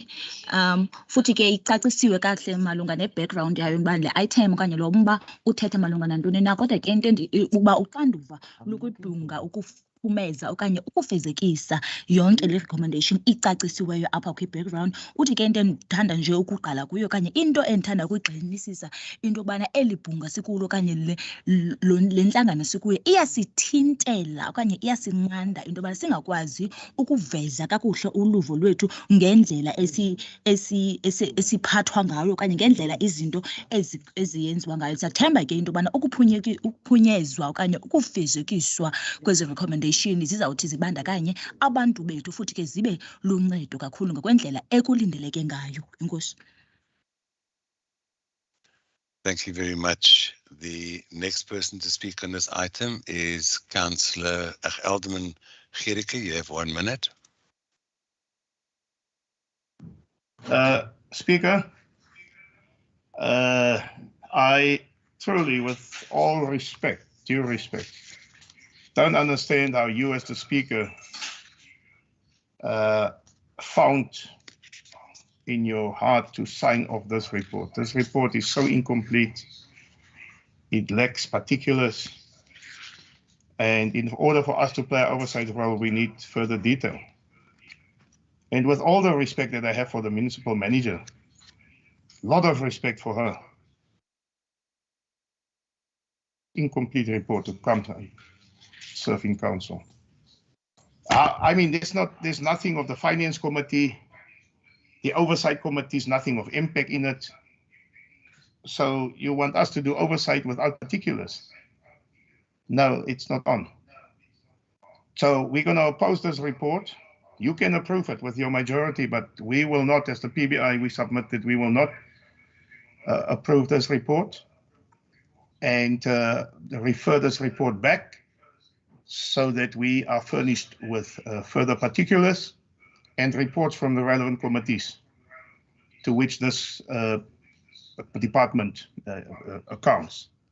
And that is our submission. I mean, you can go through this report and see there's virtually nothing that you find. Thank you, Councillor. Your time is up, unfortunately. But Just a template. Thank you. Meneer, jy moet op my interrupt as ek praat asseblief, hoor. Jy moet die klokkie lui. Dankie. Councillor, your time is up. I actually gave you 10 seconds extra, so thank you very much. But ring the bell. Just ring the bell. Thank you. The next person to speak on this item is Councillor Tampi. You have 1 minute.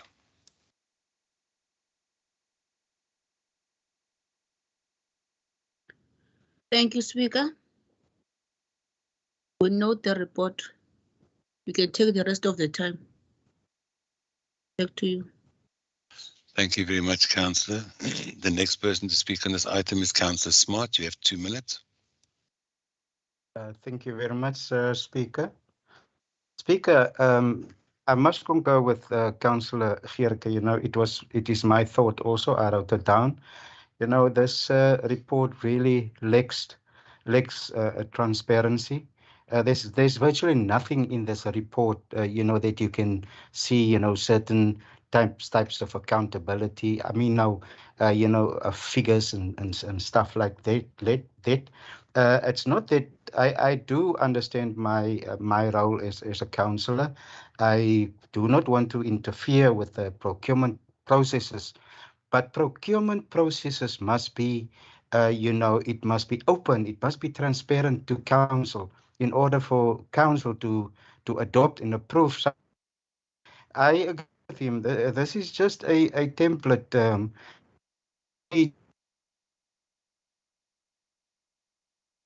To badmouth anybody, but you know, I must also remember that I made you know, an oath of office, and I would like to, you know, to keep that oath of office.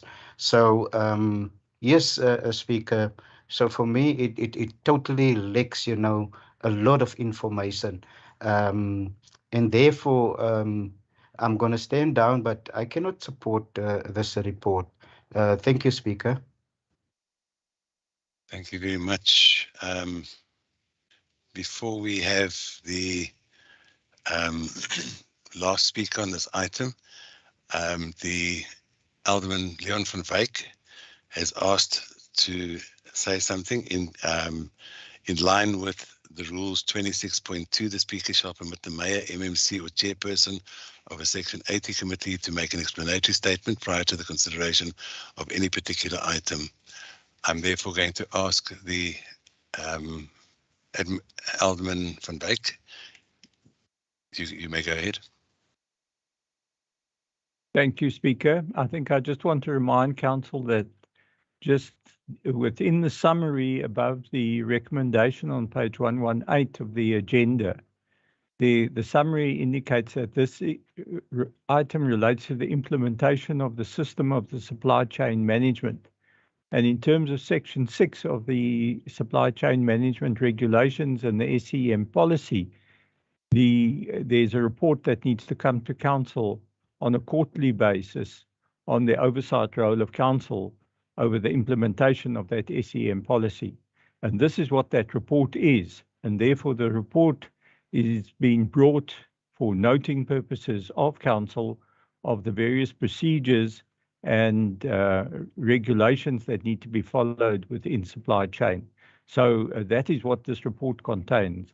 And I think councillors should also just remember that in terms of the rules of order, they should, if they've got any questions relating to items, they are free to be able to approach the administration 2 days before council meeting to obtain that type of clarity. Thank you, Speaker. Thank you, Alderman.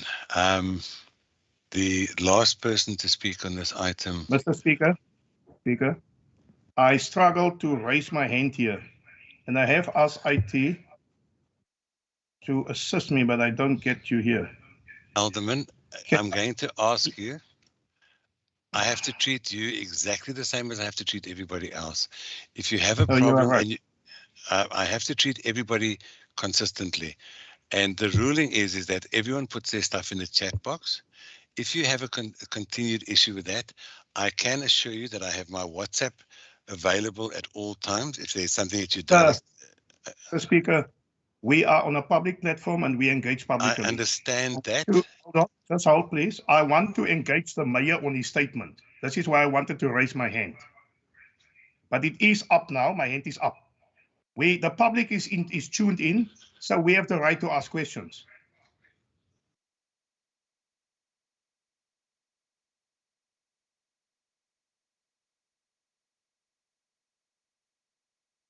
I'm going to ask you once again, Councillor. You may have the right to ask questions, but I have asked everybody else that you put it in the chat box so that we can see what the questions are. No, sir, you cannot put it in the chat box because we engage. The public doesn't see the chat box. This report is an oversight report. Then the heading should not be oversight. Then the heading should be a report. This is the point. And it's not for the mayor to come and teach us here. Councillor of Alderman, sorry, let me address you correctly. Alderman. In line, as I said previously, I did not make these rules. I merely make sure that they are abided to. I cannot treat you any differently to anybody else in this thing. You are welcome. These rules are from your office. This is not approved by the entire council. So I'm not going to subject myself to these rules. And you are stifling debate here. You don't want us to ask questions pertaining to service delivery. Councillor, I'm going to read the items on the rules of order, which states, it is expected of a member at least 2 days before a meeting to make inquiries to the relevant portfolio councillor. We do not agree with this. Well, councillor, unfortunately, I don't agree with a lot of things in my life, but unfortunately, the rules are the rules. So therefore, if you don't like the rules, unfortunately, you have to abide by them. So therefore, I'm going to ask you to please put your hand down, and I will continue with this meeting. As I said, you are welcome to object to the rules. They were adopted on the 30th of June by a majority vote, and therefore they stand. Whether you approve of them or not, that is unfortunately your own prerogative. But I have to adhere to those rules as the Speaker, and I will enforce them as such. I'm therefore going to continue with the last speaker on this item, and that is Councillor Kruger. Thank you very much, Speaker. Not much to say. I support our Deputy Mayor and duly note the statement. Thank you. Thank you very much.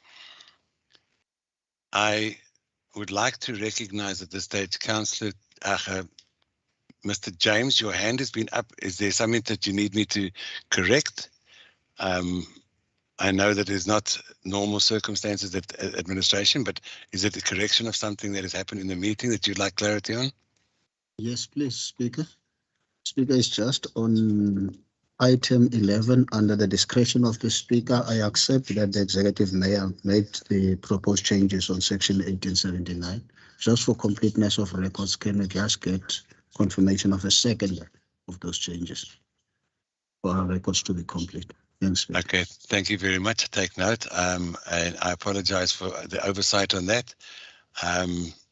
For the purposes of the recorder of the records, can I? The Speaker. Who may I ask is that? Councillor Cyprus. I second the proposal by the Thank you. Thank you very much. I apologize for the oversight. As I said, we're going to continue then with item 13.2. 13.2 reads worn out and redundant property, plant and equipment held on the 27th of May 2022. The first person to speak on this item is Councillor Clark. Before I continue that, Chief Whip, do you have some? Speaker, can I please just draw your attention to the chat box? There's a message from Councillor Gultich that's pertinent to this item before you deal with it. Thank you, Chief Whip. I'd like to read for the record, Councillor Gultich, 13.2.1. I would like to declare that I won the bid of items 0169.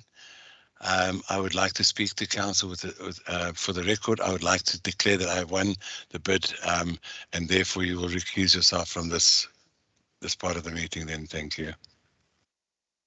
Sorry, 13.2. All right. Sorry, that's my apologies. 13.2. Council, you've put there 13.2. Sorry. You are therefore excused from this part of the meeting. Thank you. I therefore ask that we continue with this section, and the first person to speak in this item then is Councillor Clark. You have 3 minutes. Speaker, thank you. This item is to report to Council on the outcome of the auction held on 27 May to dispose of all worn out and redundant property, as you mentioned. The MFMA stipulates that assets must be disposed of on an equitable basis so everyone can have equal opportunity to purchase these assets. The municipality should then strive to achieve a best possible return on these goods. I therefore propose that Council take note of the item and that the total revenue income for this auction amounted to nearly 3.4 million. Thank you, Speaker. Thank you very much, Councillor. The next person to speak on this item is the PBI, and welcome to our new Councillor, Councillor Carolus. You have 2 minutes.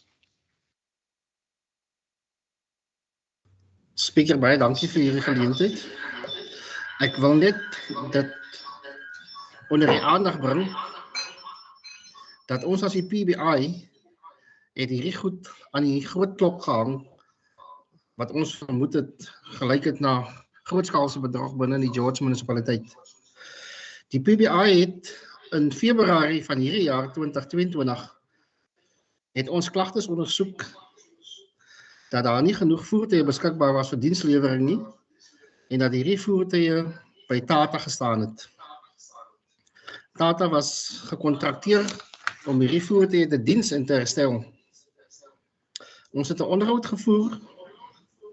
As ek praat van ons, die PBI, waar aan sekere goed aan ons gerapporteer was, en ons het hierdie goed, of hierdie aannames het ons aan die munisipale bestuurder gerapporteer, en ons het tot op hede geen terugvoering gekry. Paar maande later, in April van hierdie jaar, het ons net gelees dat die munisipaliteit vir meneer Steven Erasmus 'n goue handdruk gegee het en hy was in beheer of hy was die direkteur van daai spesifieke departement en hierdie goed het als onder sy toesig gebeur. Hierdie goue handdruk van meneer Erasmus in April van hierdie jaar was met groot fanfare in die George Herald aangekondig. Ons was ook vreeslik teleurgesteld in die manier hoe die George Herald hierdie situasie aan die groter publiek van George gerapporteer het. En 5 secondes. En ons mening was dat die George Herald ten gunste van die George munisipaliteit hierdie voorvalle gerapporteer het. Graag wil ons weet, wat is die George Municipaliteit se beplanning rondom die aankoop van nuwe voertuie en die maintenance van nuwe voertuie. En sal ons ook graag wil weet wat is die beplanning rondom die begroting van Councillor, your time was up. And those questions, as I said earlier, should go directly to the relevant department through the Chief Whip, as per the rules of engagement. Thank you. The next person to speak on this item is Councillor Nkamile. Councillor, you have 1 minute.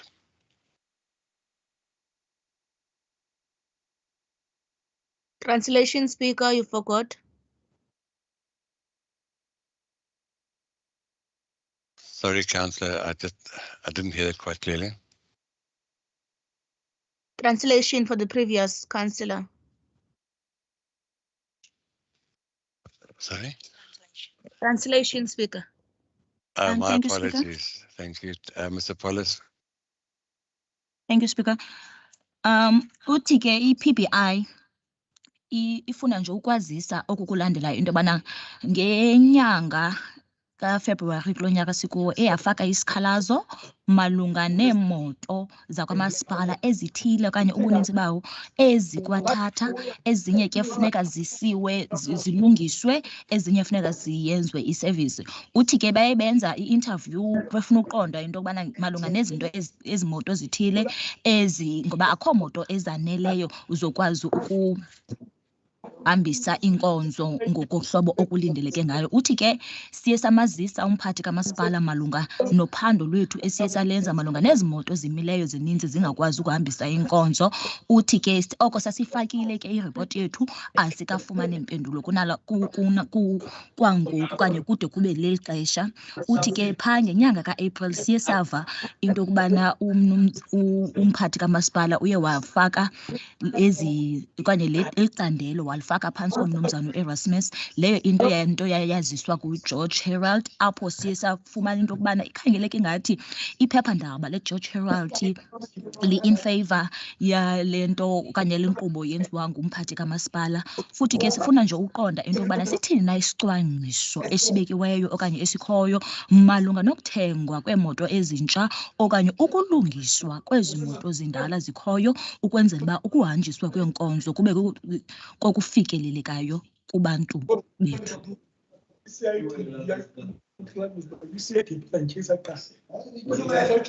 Councillor Ntondini, Councillor Ntondini, I'm going to disable your microphone if you cannot control it yourself.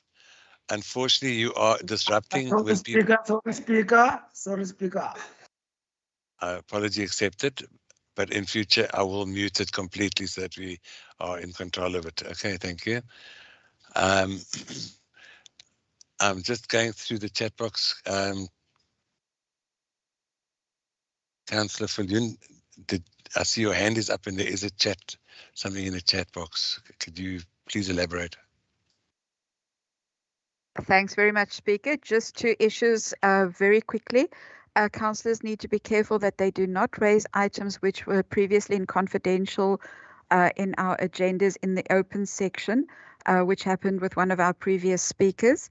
And then secondly, just for record purposes, 13.2 of the Rules of Order, which you have read previously, states very clearly that it is expected of a member at least 2 days before a meeting to make inquiries to the relevant portfolio councillor or the chief whip on any matter on the agenda which is not clear or on which more information is needed.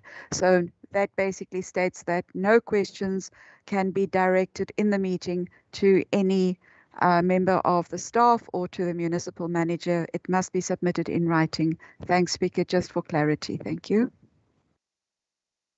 Thank you very much. Councillor Nkamile, you may now have your 1 minute. Molweni nhlanganisweni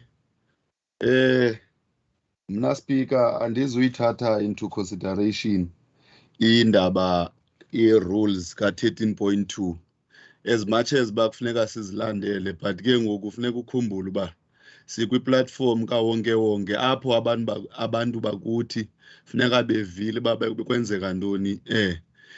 kumasipala wabo onguGeorge Municipality.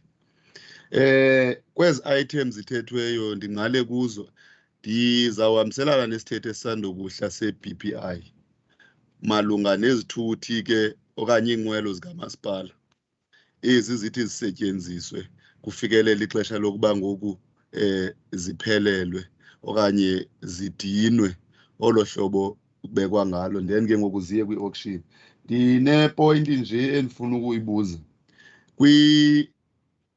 kwinkcazelo esiyinikiweyo ke apha ethetha ngoba itotali 3 million 3,371,191. One minute is up, Councillor. Can you please finish up? 191.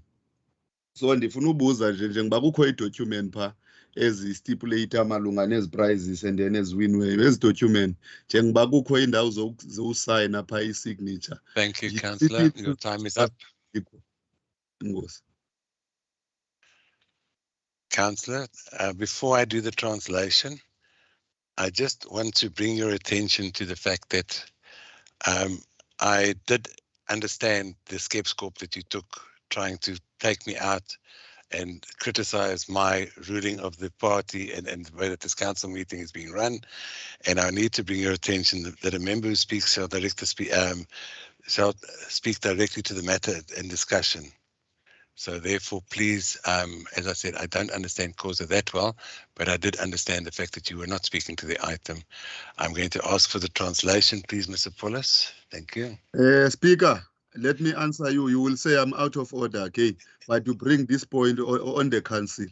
You must listen to the interpreter and then you intervene where you have to. Don't speak on points that you didn't understand. Please, Councillor, please don't instruct me Please, how to you run must the meeting. also Councillor, please do not. You are a presiding office. You must preside over not this instruct me how to run this meeting. Thank you. Thank you, Councillor. Mr. Paulus. Thank you, Speaker. I'm not going to take Rule 13.2 into consideration because we are in a public platform. Therefore, our people needs to be informed as to what is happening into this meeting. I am going to agree with the previous speaker of the PPI regarding the fleet management of the George Municipality, because what is going to happen to the vehicle that needs to be properly serviced. And the councillor asked a question, but he never got to finish that question because he was referring to the 3 million and I didn't get that question because he never got to finish that question, and then his time was up, Councillor. Thank you, Mr. Paulus. And I'm going to reiterate the fact that as per the rules, that if a councillor asks the question 2 days in advance, he would be able to receive the answers. I'm therefore going to continue to Mr. Councillor Smart. You have 1 minute, please. Thank you, Speaker. No, Speaker, I take note of the Chief Whip and the Mayor's request with regards to, getting informed and so on. But I do not lack any intellectual capacity. When I'm asking questions and when I'm speaking about something, that is something that comes up, normally in impact meetings. So my question here is, I just want to get clarity. I do not see the other pages are very blur. So I could not see, what was the payment for, for the auction, for the auctioneer, or how do you call him now? The one who take care of the auction. I do not see any amount reflect to that, and I'm just a bit, concerned that it's going to be flagged by the AG. Thank you. Take note of that. Thank you, Councillor. And the last person to speak on this item is Councillor Jantjies. Thank you, Speaker. I second the proposal as being alluded to by my colleague from Councillor Clark. Thank you. Thank you very much. We're all in favour. We therefore will continue. Councillor Nkumile. Your hand is up once again, and I see nothing in the chat box. So therefore, I'm going to continue to item 13.3, which is the NERSA electricity tariffs for 22-23. And the first person to speak on this item is Councillor Mbeki. You have 3 minutes. Morning, Speaker, again. Mr. Speaker, the purpose of this submission is to table the NERSA approved electricity tariffs for the 2022-2023 financial year.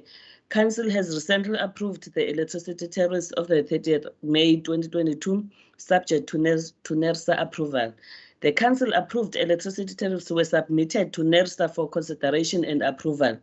The attached as Annex A is the letter from NERSA dated 5th July 2022 with the list of approved electricity tariffs for the period of 1st July 2022 to 30th June 2023.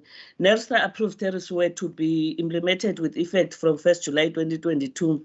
Also, NERSA noted our SSG and wheeling tariff, and these can be implemented in line with the Council approved already obtained.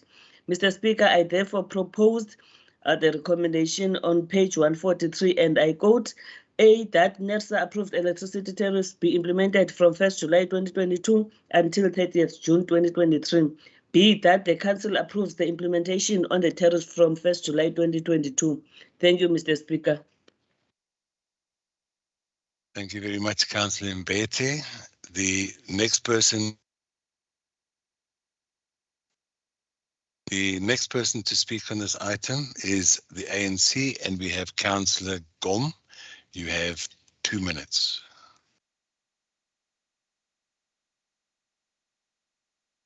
Thank you, Speaker. We as the ANC, we noted the recommendation. All we want to know is that whether this money goes to, and we don't have any issue with this recommendation. All we just want to know if there is the money that is going to be ezawungena within nina as umasipala, izakwenzani lo mali. Asina problem ne-approval ka-NASA if we can start nge-1st kaJuly 2022. Akho problem ngaloo nto. Enkosi. Mr. Paulus.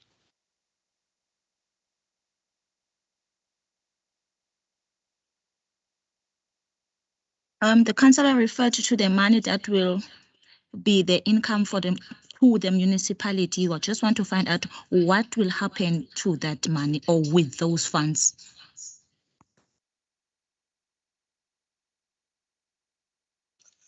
Thank you, Mr. Paulus. Again,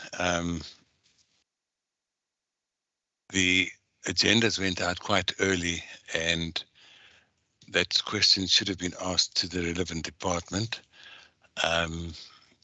So it was a NERSA report that we're discussing today. I'm therefore going to ask the next person to speak on this item, and that is the PBI, and welcome for the first time to Councillor Peterson. You have 2 minutes. Good morning, Speaker.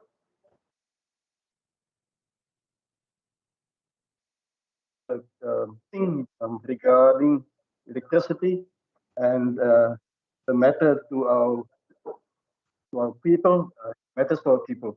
For the last 3 years, electricity has increased with more than 30% in total. And that has put a burden on our people and has impoverished most of our people. The increases is above the inflation, which is currently at 5.9%. Our people needs to decide between buying bread and buying electricity at the end of the day.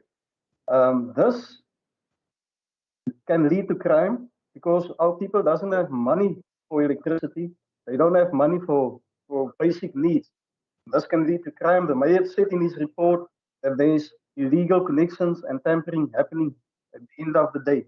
The municipality had an opportunity. You as the governing party had an opportunity to soften the blow for our consumers at the end of the day. Now they have less money for food. You are further impoverishing our people. But I believe enough profit is made at the end of the day that is spent in our affluent areas. It is not spent on this side of the bridge as we know it. The tariff structure also changed from a one-part and two-part tariff to a three-part tariff for consumers, and we are thus being treated as businesses, whilst we are consumers, household consumers, subjected to the end of the day. This puts a further burden on consumers, while it adds to the profit of the municipality. The economic situation in our country is only picking up at the moment, and the municipality could have made a very clear and decisive, or played a very clear and decisive role to soften the blow and to help our people through this economic situation at the end of the day. And I thank you. Thank you very much, Councillor Peterson. The next person to speak on this item.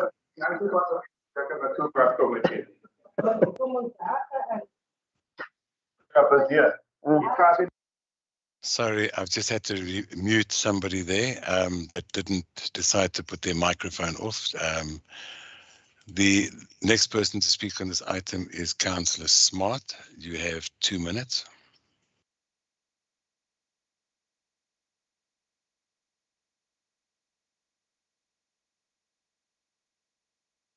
Councillor Smart, are you back with us? We're struggling to get him back in. I see we are trying to admit him. Please bear with us for a second to let us get him back in this item, please.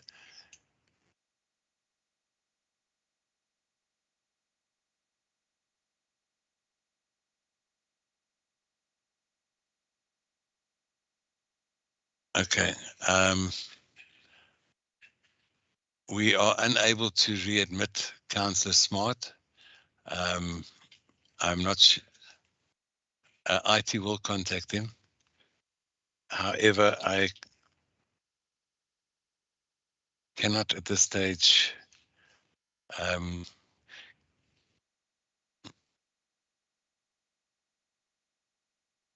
going to have to move on with this item. The last person to speak on this item is then Councillor Basil Petrus. Dankie, Speaker. Ek sekondeer die voorstel soos gemaak deur my kollega. Thank you very much. We're therefore all in favour. Can we then move on? The next item on the agenda is the quarterly budget monitoring report, which will be brought in by the Executive Mayor. Mayor, could you table the report, please? Thank you, Speaker. I hereby table the fourth quarter's budget monitoring report for the quarter from April to June 2022. So this is done in terms of Section 52 of the MFMA, and this report then in effect takes into effect the full year's financial statements. So this is the first draft of those financial statements that is now placed before us.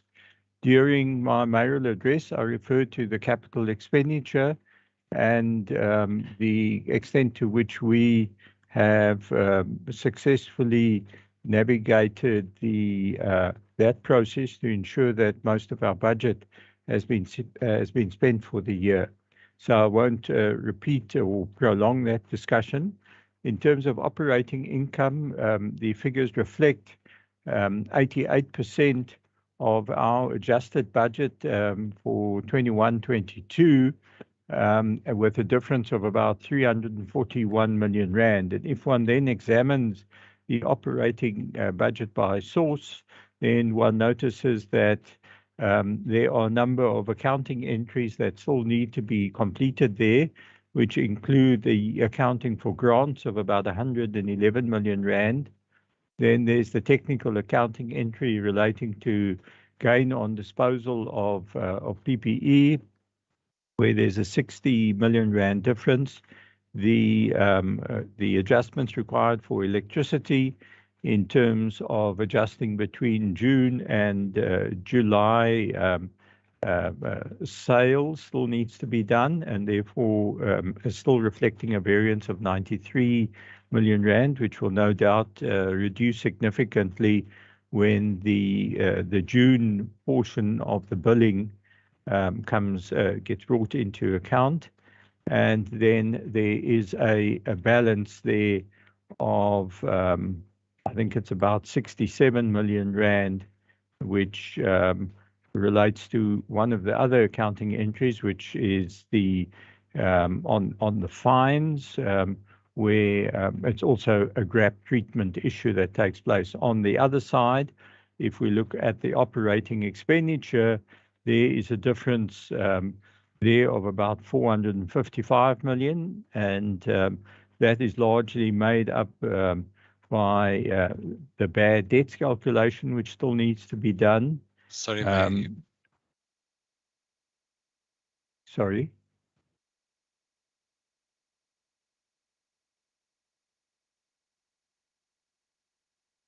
Can I continue, Mayor?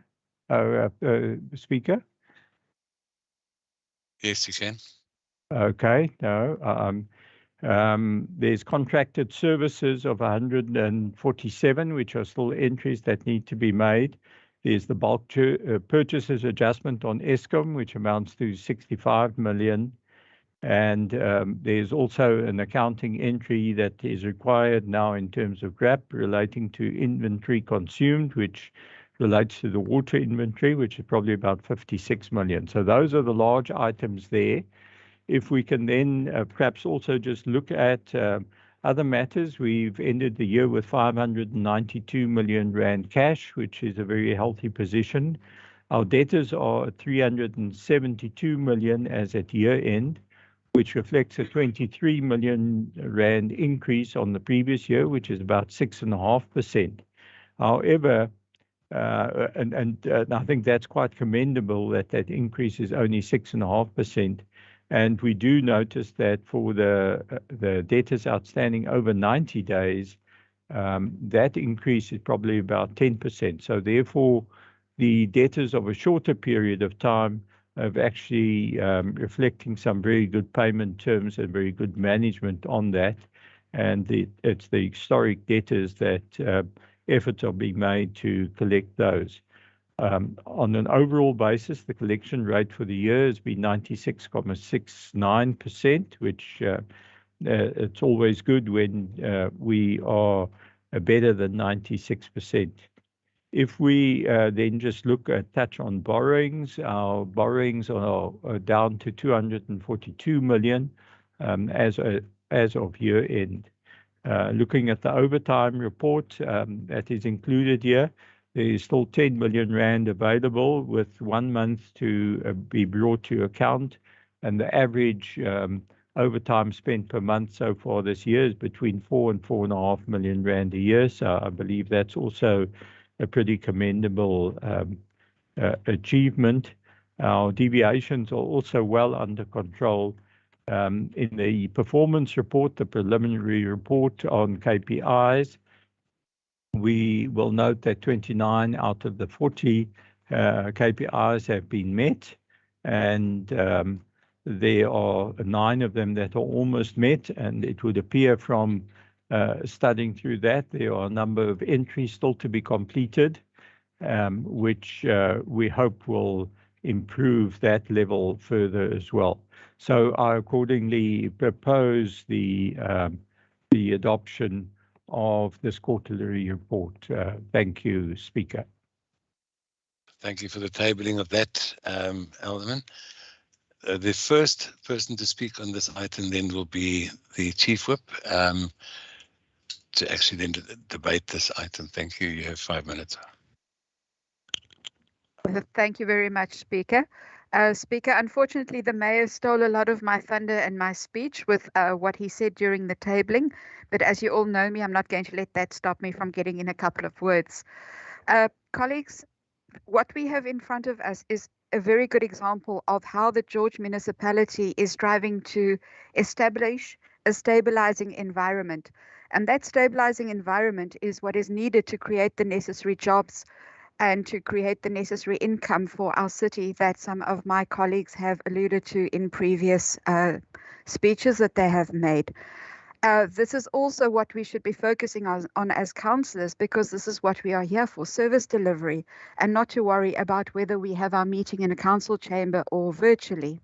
The highlights were brought out by our mayor when he stated that we have a capital expenditure of 116%. That is absolutely incredible, and our staff must be applauded for that. Our operating income of 95%, excellent. And then the collection rate that we heard of at 96.6%. This again must be congratulated, because after COVID, we were expecting several knocks, but from this report, it is quite clear that our collection rate is out there where it should be. We have also in the report read about our various tenders for the BFI project, and these tenders were all awarded in line with legislation out there. A note of concern in this report before us is the amount of 7.5 million that has been spent on illegal dumping. And I would just like to put it out there. Imagine what we could be doing with that 7.5 million rand if we were not cleaning up other people's mess. So this is an appeal to the community out there. Let's stop with this illegal dumping so that we can spend that 7.5 million on matters that are of importance to all of us. Illegal connections or electricity connections is another concern, 2.5 million that was spent on that. We could use that money to improve the lives of our residents instead of having to police some of our residents. We've also heard some of the good news regarding the number of prepaid meters that have installation of prepaid meters that has increased, as well as the 3.4% extra municipal accounts that are now being sent out, which all shows that George is a sustainable, growing city. And if, as we all know, if the city is sustainable and growing, it means better jobs and a better life for all our residents in the George municipal area, irrespective of which part you live in. The good news was also highlighted about our wastewater treatment works that are the work that's well underway there. We have also heard about our capital budget that has been spent in the last year, which is incredible. So all in all, I would just like to conclude by saying that this report that we have before us for the last 3 months really bears testimony to what a great team we've got running the city at the moment. So once more, my congratulations to the mayor, the MM, her directors, and every single official out there who is really doing their bit to further George for all its residents. Thanks very much, Speaker. Thank you very much, Councillor. The next person to speak on this item is Councillor Lentu. Councillor Lentu, you have 3 minutes.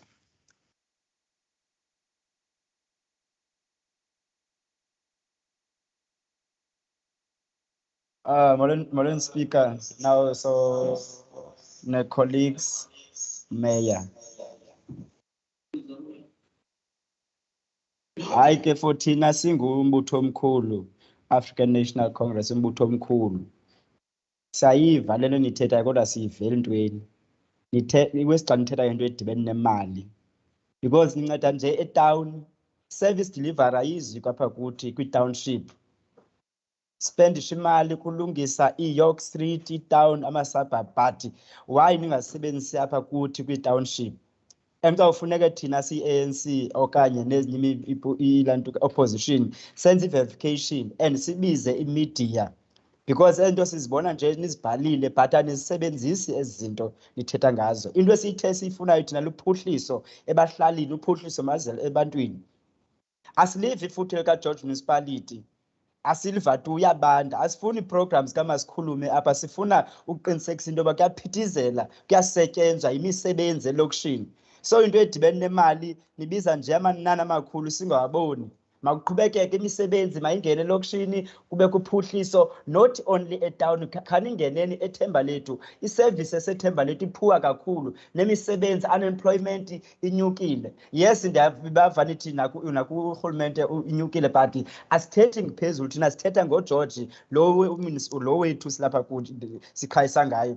And George is not a sustainable growing. Ayikhuli nganto, ikhula nje etown, akho nto ikhulayo apha, sibona into obukhula apha. Enkosi Speaker.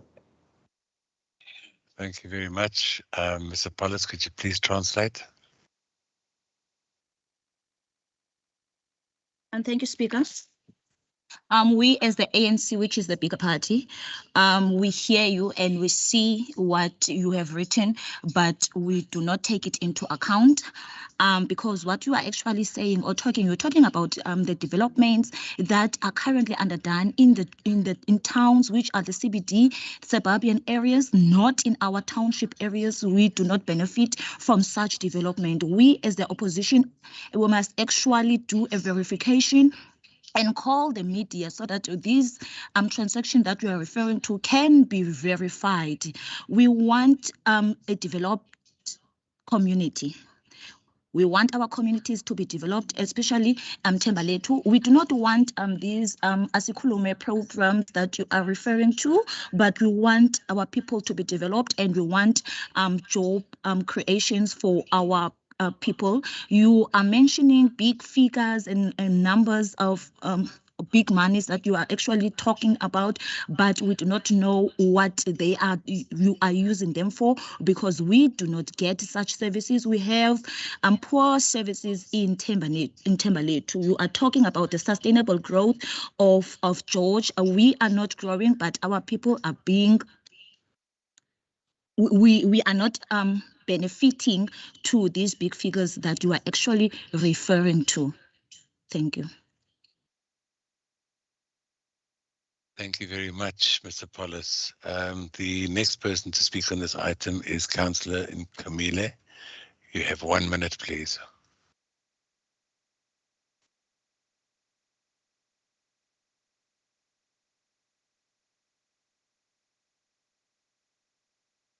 Councillor Nkamile, could you please proceed with your 1 minute?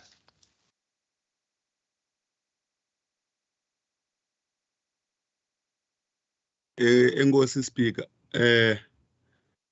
mna I'm just worried ngendlela esiconducta ngayo i-debate zethu before I speak on the point, on the item. It's just that indlela lesenza ngayo izinto asibonakalisi ukuba sifuna ufezekisa iminqweno kunye namaphupha abantu balapha eGeorge. Speaker, andizuthetha kakhulu apha kule item. It's just that ii-figures ezizibekwayo azenzi sense indlela le. Maybe uyawundenza understand sensitsho, because kwi-decrease on leasing of ilantuza i-properties and understand uba kwenzeka ntoni because of i-properties zethu, especially amaholo akasetyenziswa luluntu lethu. Andiyazi uba mhlawumbi yeyiphi le nto kuthethwa ngayo okokuba amaholo, because amaholo akafikeleleki kuluntu ezi properties kamasipala. Andiyazi ke ngoku le nto ithethwayo. That's why ke ngoku kufumaniseka uba kukho ungquzulwano. Thank you, Councillor. Your time was up. I did give you a warning on that. Thank you very much. Can we have the translation, please? Thank you, Speaker. I'm actually worried about the manner in which we conduct our debates. It seems like we do not conduct our debates in the manner that will actually satisfy our community or the members of the community that are actually listening to us when we are debating. Now, getting on to the item, you're talking about these figures. These figures actually don't make sense. We do not understand these figures. You're talking about the decrease in the list of properties, which are the community halls that our people cannot afford to lease or to rent out. So there is a clutch there. So we really do not accept this. Thank you. Thank you very much, Mr. Paulus. The last person to speak on this item is Councillor Adams. Councillor Adams, you have 2 minutes. Thank you, Speaker, and I want to congratulate the Mayor on this wonderful item that is brought to us and to our attention. I would just like to inform Council that the municipality doesn't create jobs.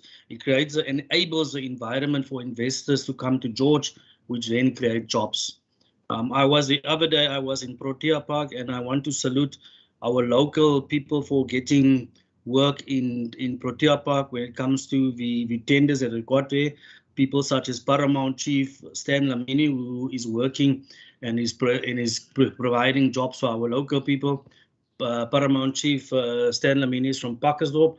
I want to thank him, and I want to thank the municipality for enabling this environment for jobs for our people. The other day I was in Tembaletu, and it was awesome to see the electrification that is going on there. And water and electricity is not only for the CBD, it is for our whole town. Speaker, I want to thank and I want to second the Mayor. Thank you very much. Thank you very much, Councillor. We are there all in favour of that then. Can we please move on to the next item on the agenda, which is 13.5, the approval of the draft integrated development plan, IDP performance management, PMS and budget time schedule of key deadlines for 2022-23. The first person to speak on this item is Councillor Hill. You have 2 minutes. Good morning, Speaker. Good morning, fellow councillors. Yes, the item before us this morning deals specifically with the compulsory time schedule that needs to be submitted in terms of section 21(1)(b) of the MFMA. And colleagues, you will see on page 2 to 4, that time schedule deals with points 1 to 4 with regards to annual budget, the IDP and budget-related policies.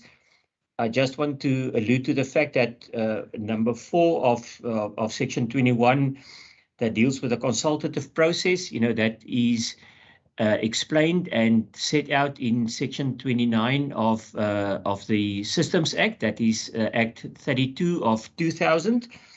Colleagues, the time schedule will be submitted to the MEC, and you will find the time schedule that we are dealing with on pages 228, 229, and 230, and that explains what will happen over the next couple of months.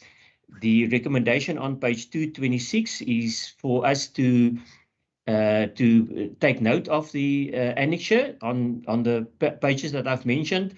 Also, that the ad will be placed to invite comments, and that the final time schedule will then be submitted at the next council meeting scheduled in August 2022. Speaker, I propose that the recommendation on page 226 so be approved. Thank you very much. Thank you very much, Councillor Hill. The next person to speak on this item is Councillor Peterson. You have 2 minutes. Mr. Speaker, thank you very much. It's all well giving us a program, but our people must be afforded an opportunity to participate. Areas should not be lumped together like is happening, or that was happening now with the Indigenous program, and thereby not allowing our people to participate publicly. Will this also be done virtually, like all our meetings is being done virtually at the moment? Or will the meetings be open, allowing our people to participate as they have the right to participate publicly?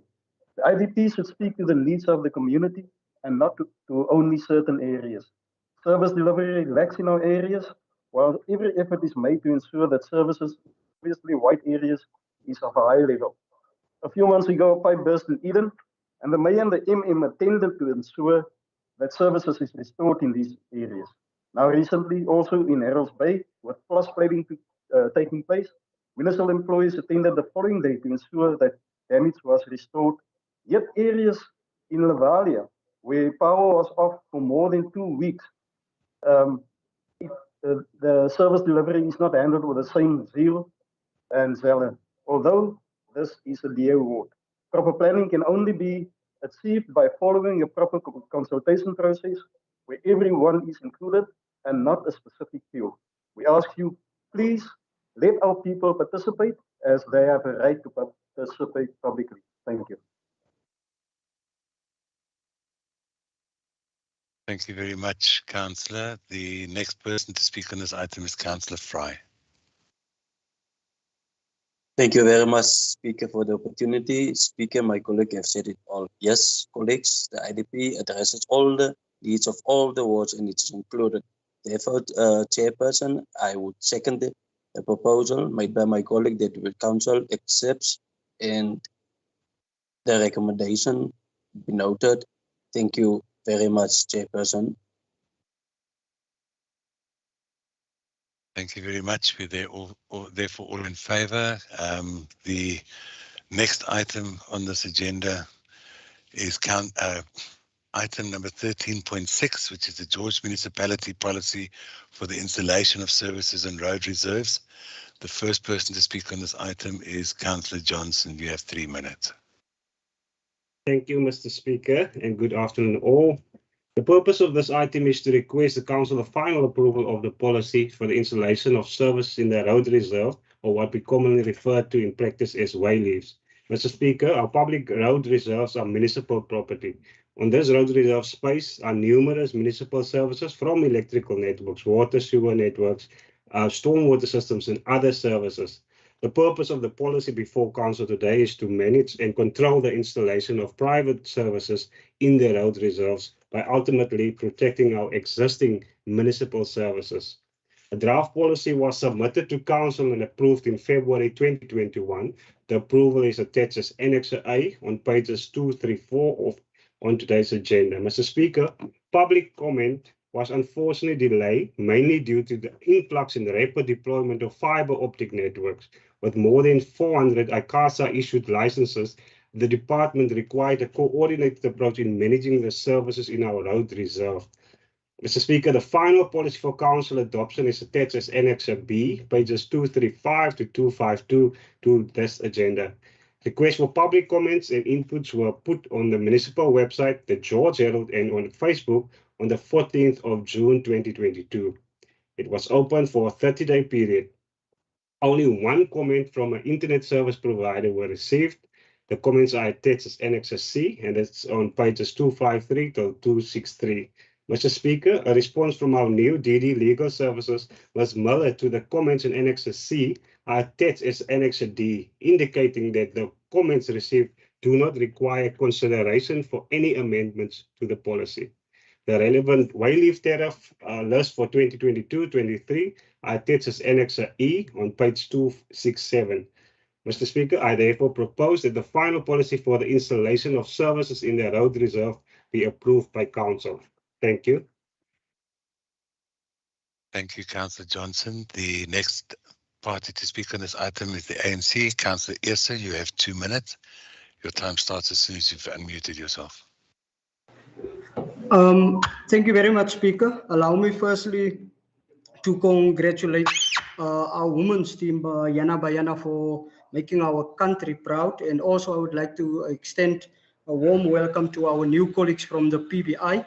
Speaker, van die ANC se kant af ondersteun ons die item, maar ons sal graag verwag van die administrasie onder leiding van Dr. Gratz dat hulle die implementering van hierdie beleid sal toepas tot op die laaste letter. Ons wil ook dan graag versoek dat alle mededingers regmatige geleentheid kry vir hierdie totstandbringing van hierdie projek. So dit is in kort. Baie dankie, Speaker. Mr. Paulus, thank you. I-ANC ithi yona iyayixhasa le item futhi ke silindele administration ngokukhokhelwa kwayo nguDr. Gratz into yokuba yenze okanye iphumeze ngokuhlobo ekufanelekileyo yonke le item ngokuhlobo futhi ke baziswe bonke abantu abazawuthatha inxaxheba nabantu ababandakanyekayo kulomba ukwazi baziswe ngokwethuba ukwenzela into yobana kuzokwazi ukufezekiswa lomba. Enkosi. Thank you very much. The next person to speak on this item is Councillor Titus. Councillor, you have 1 minute. Your time starts as soon as you've unmuted yourself. Middag Speaker, ja, volgens die agtergrond van hierdie item wat die draft policy gepubliseer vir insette vir 30 dae op 14 Junie 2022 in die George Herald munisipale website en op Facebook. Ons voel dis belangrik dat hierdie belangrike beleide moet aan die gemeenskap gegee word, moet direk aan die gemeenskap gegee word. Dat die gemeenskappe insettinge kan gee vir 'n deeglike publieke toename. Op hierdie platforms voel ons dat nie net Facebook en sosiale media gebruik moet word nie. Dankie.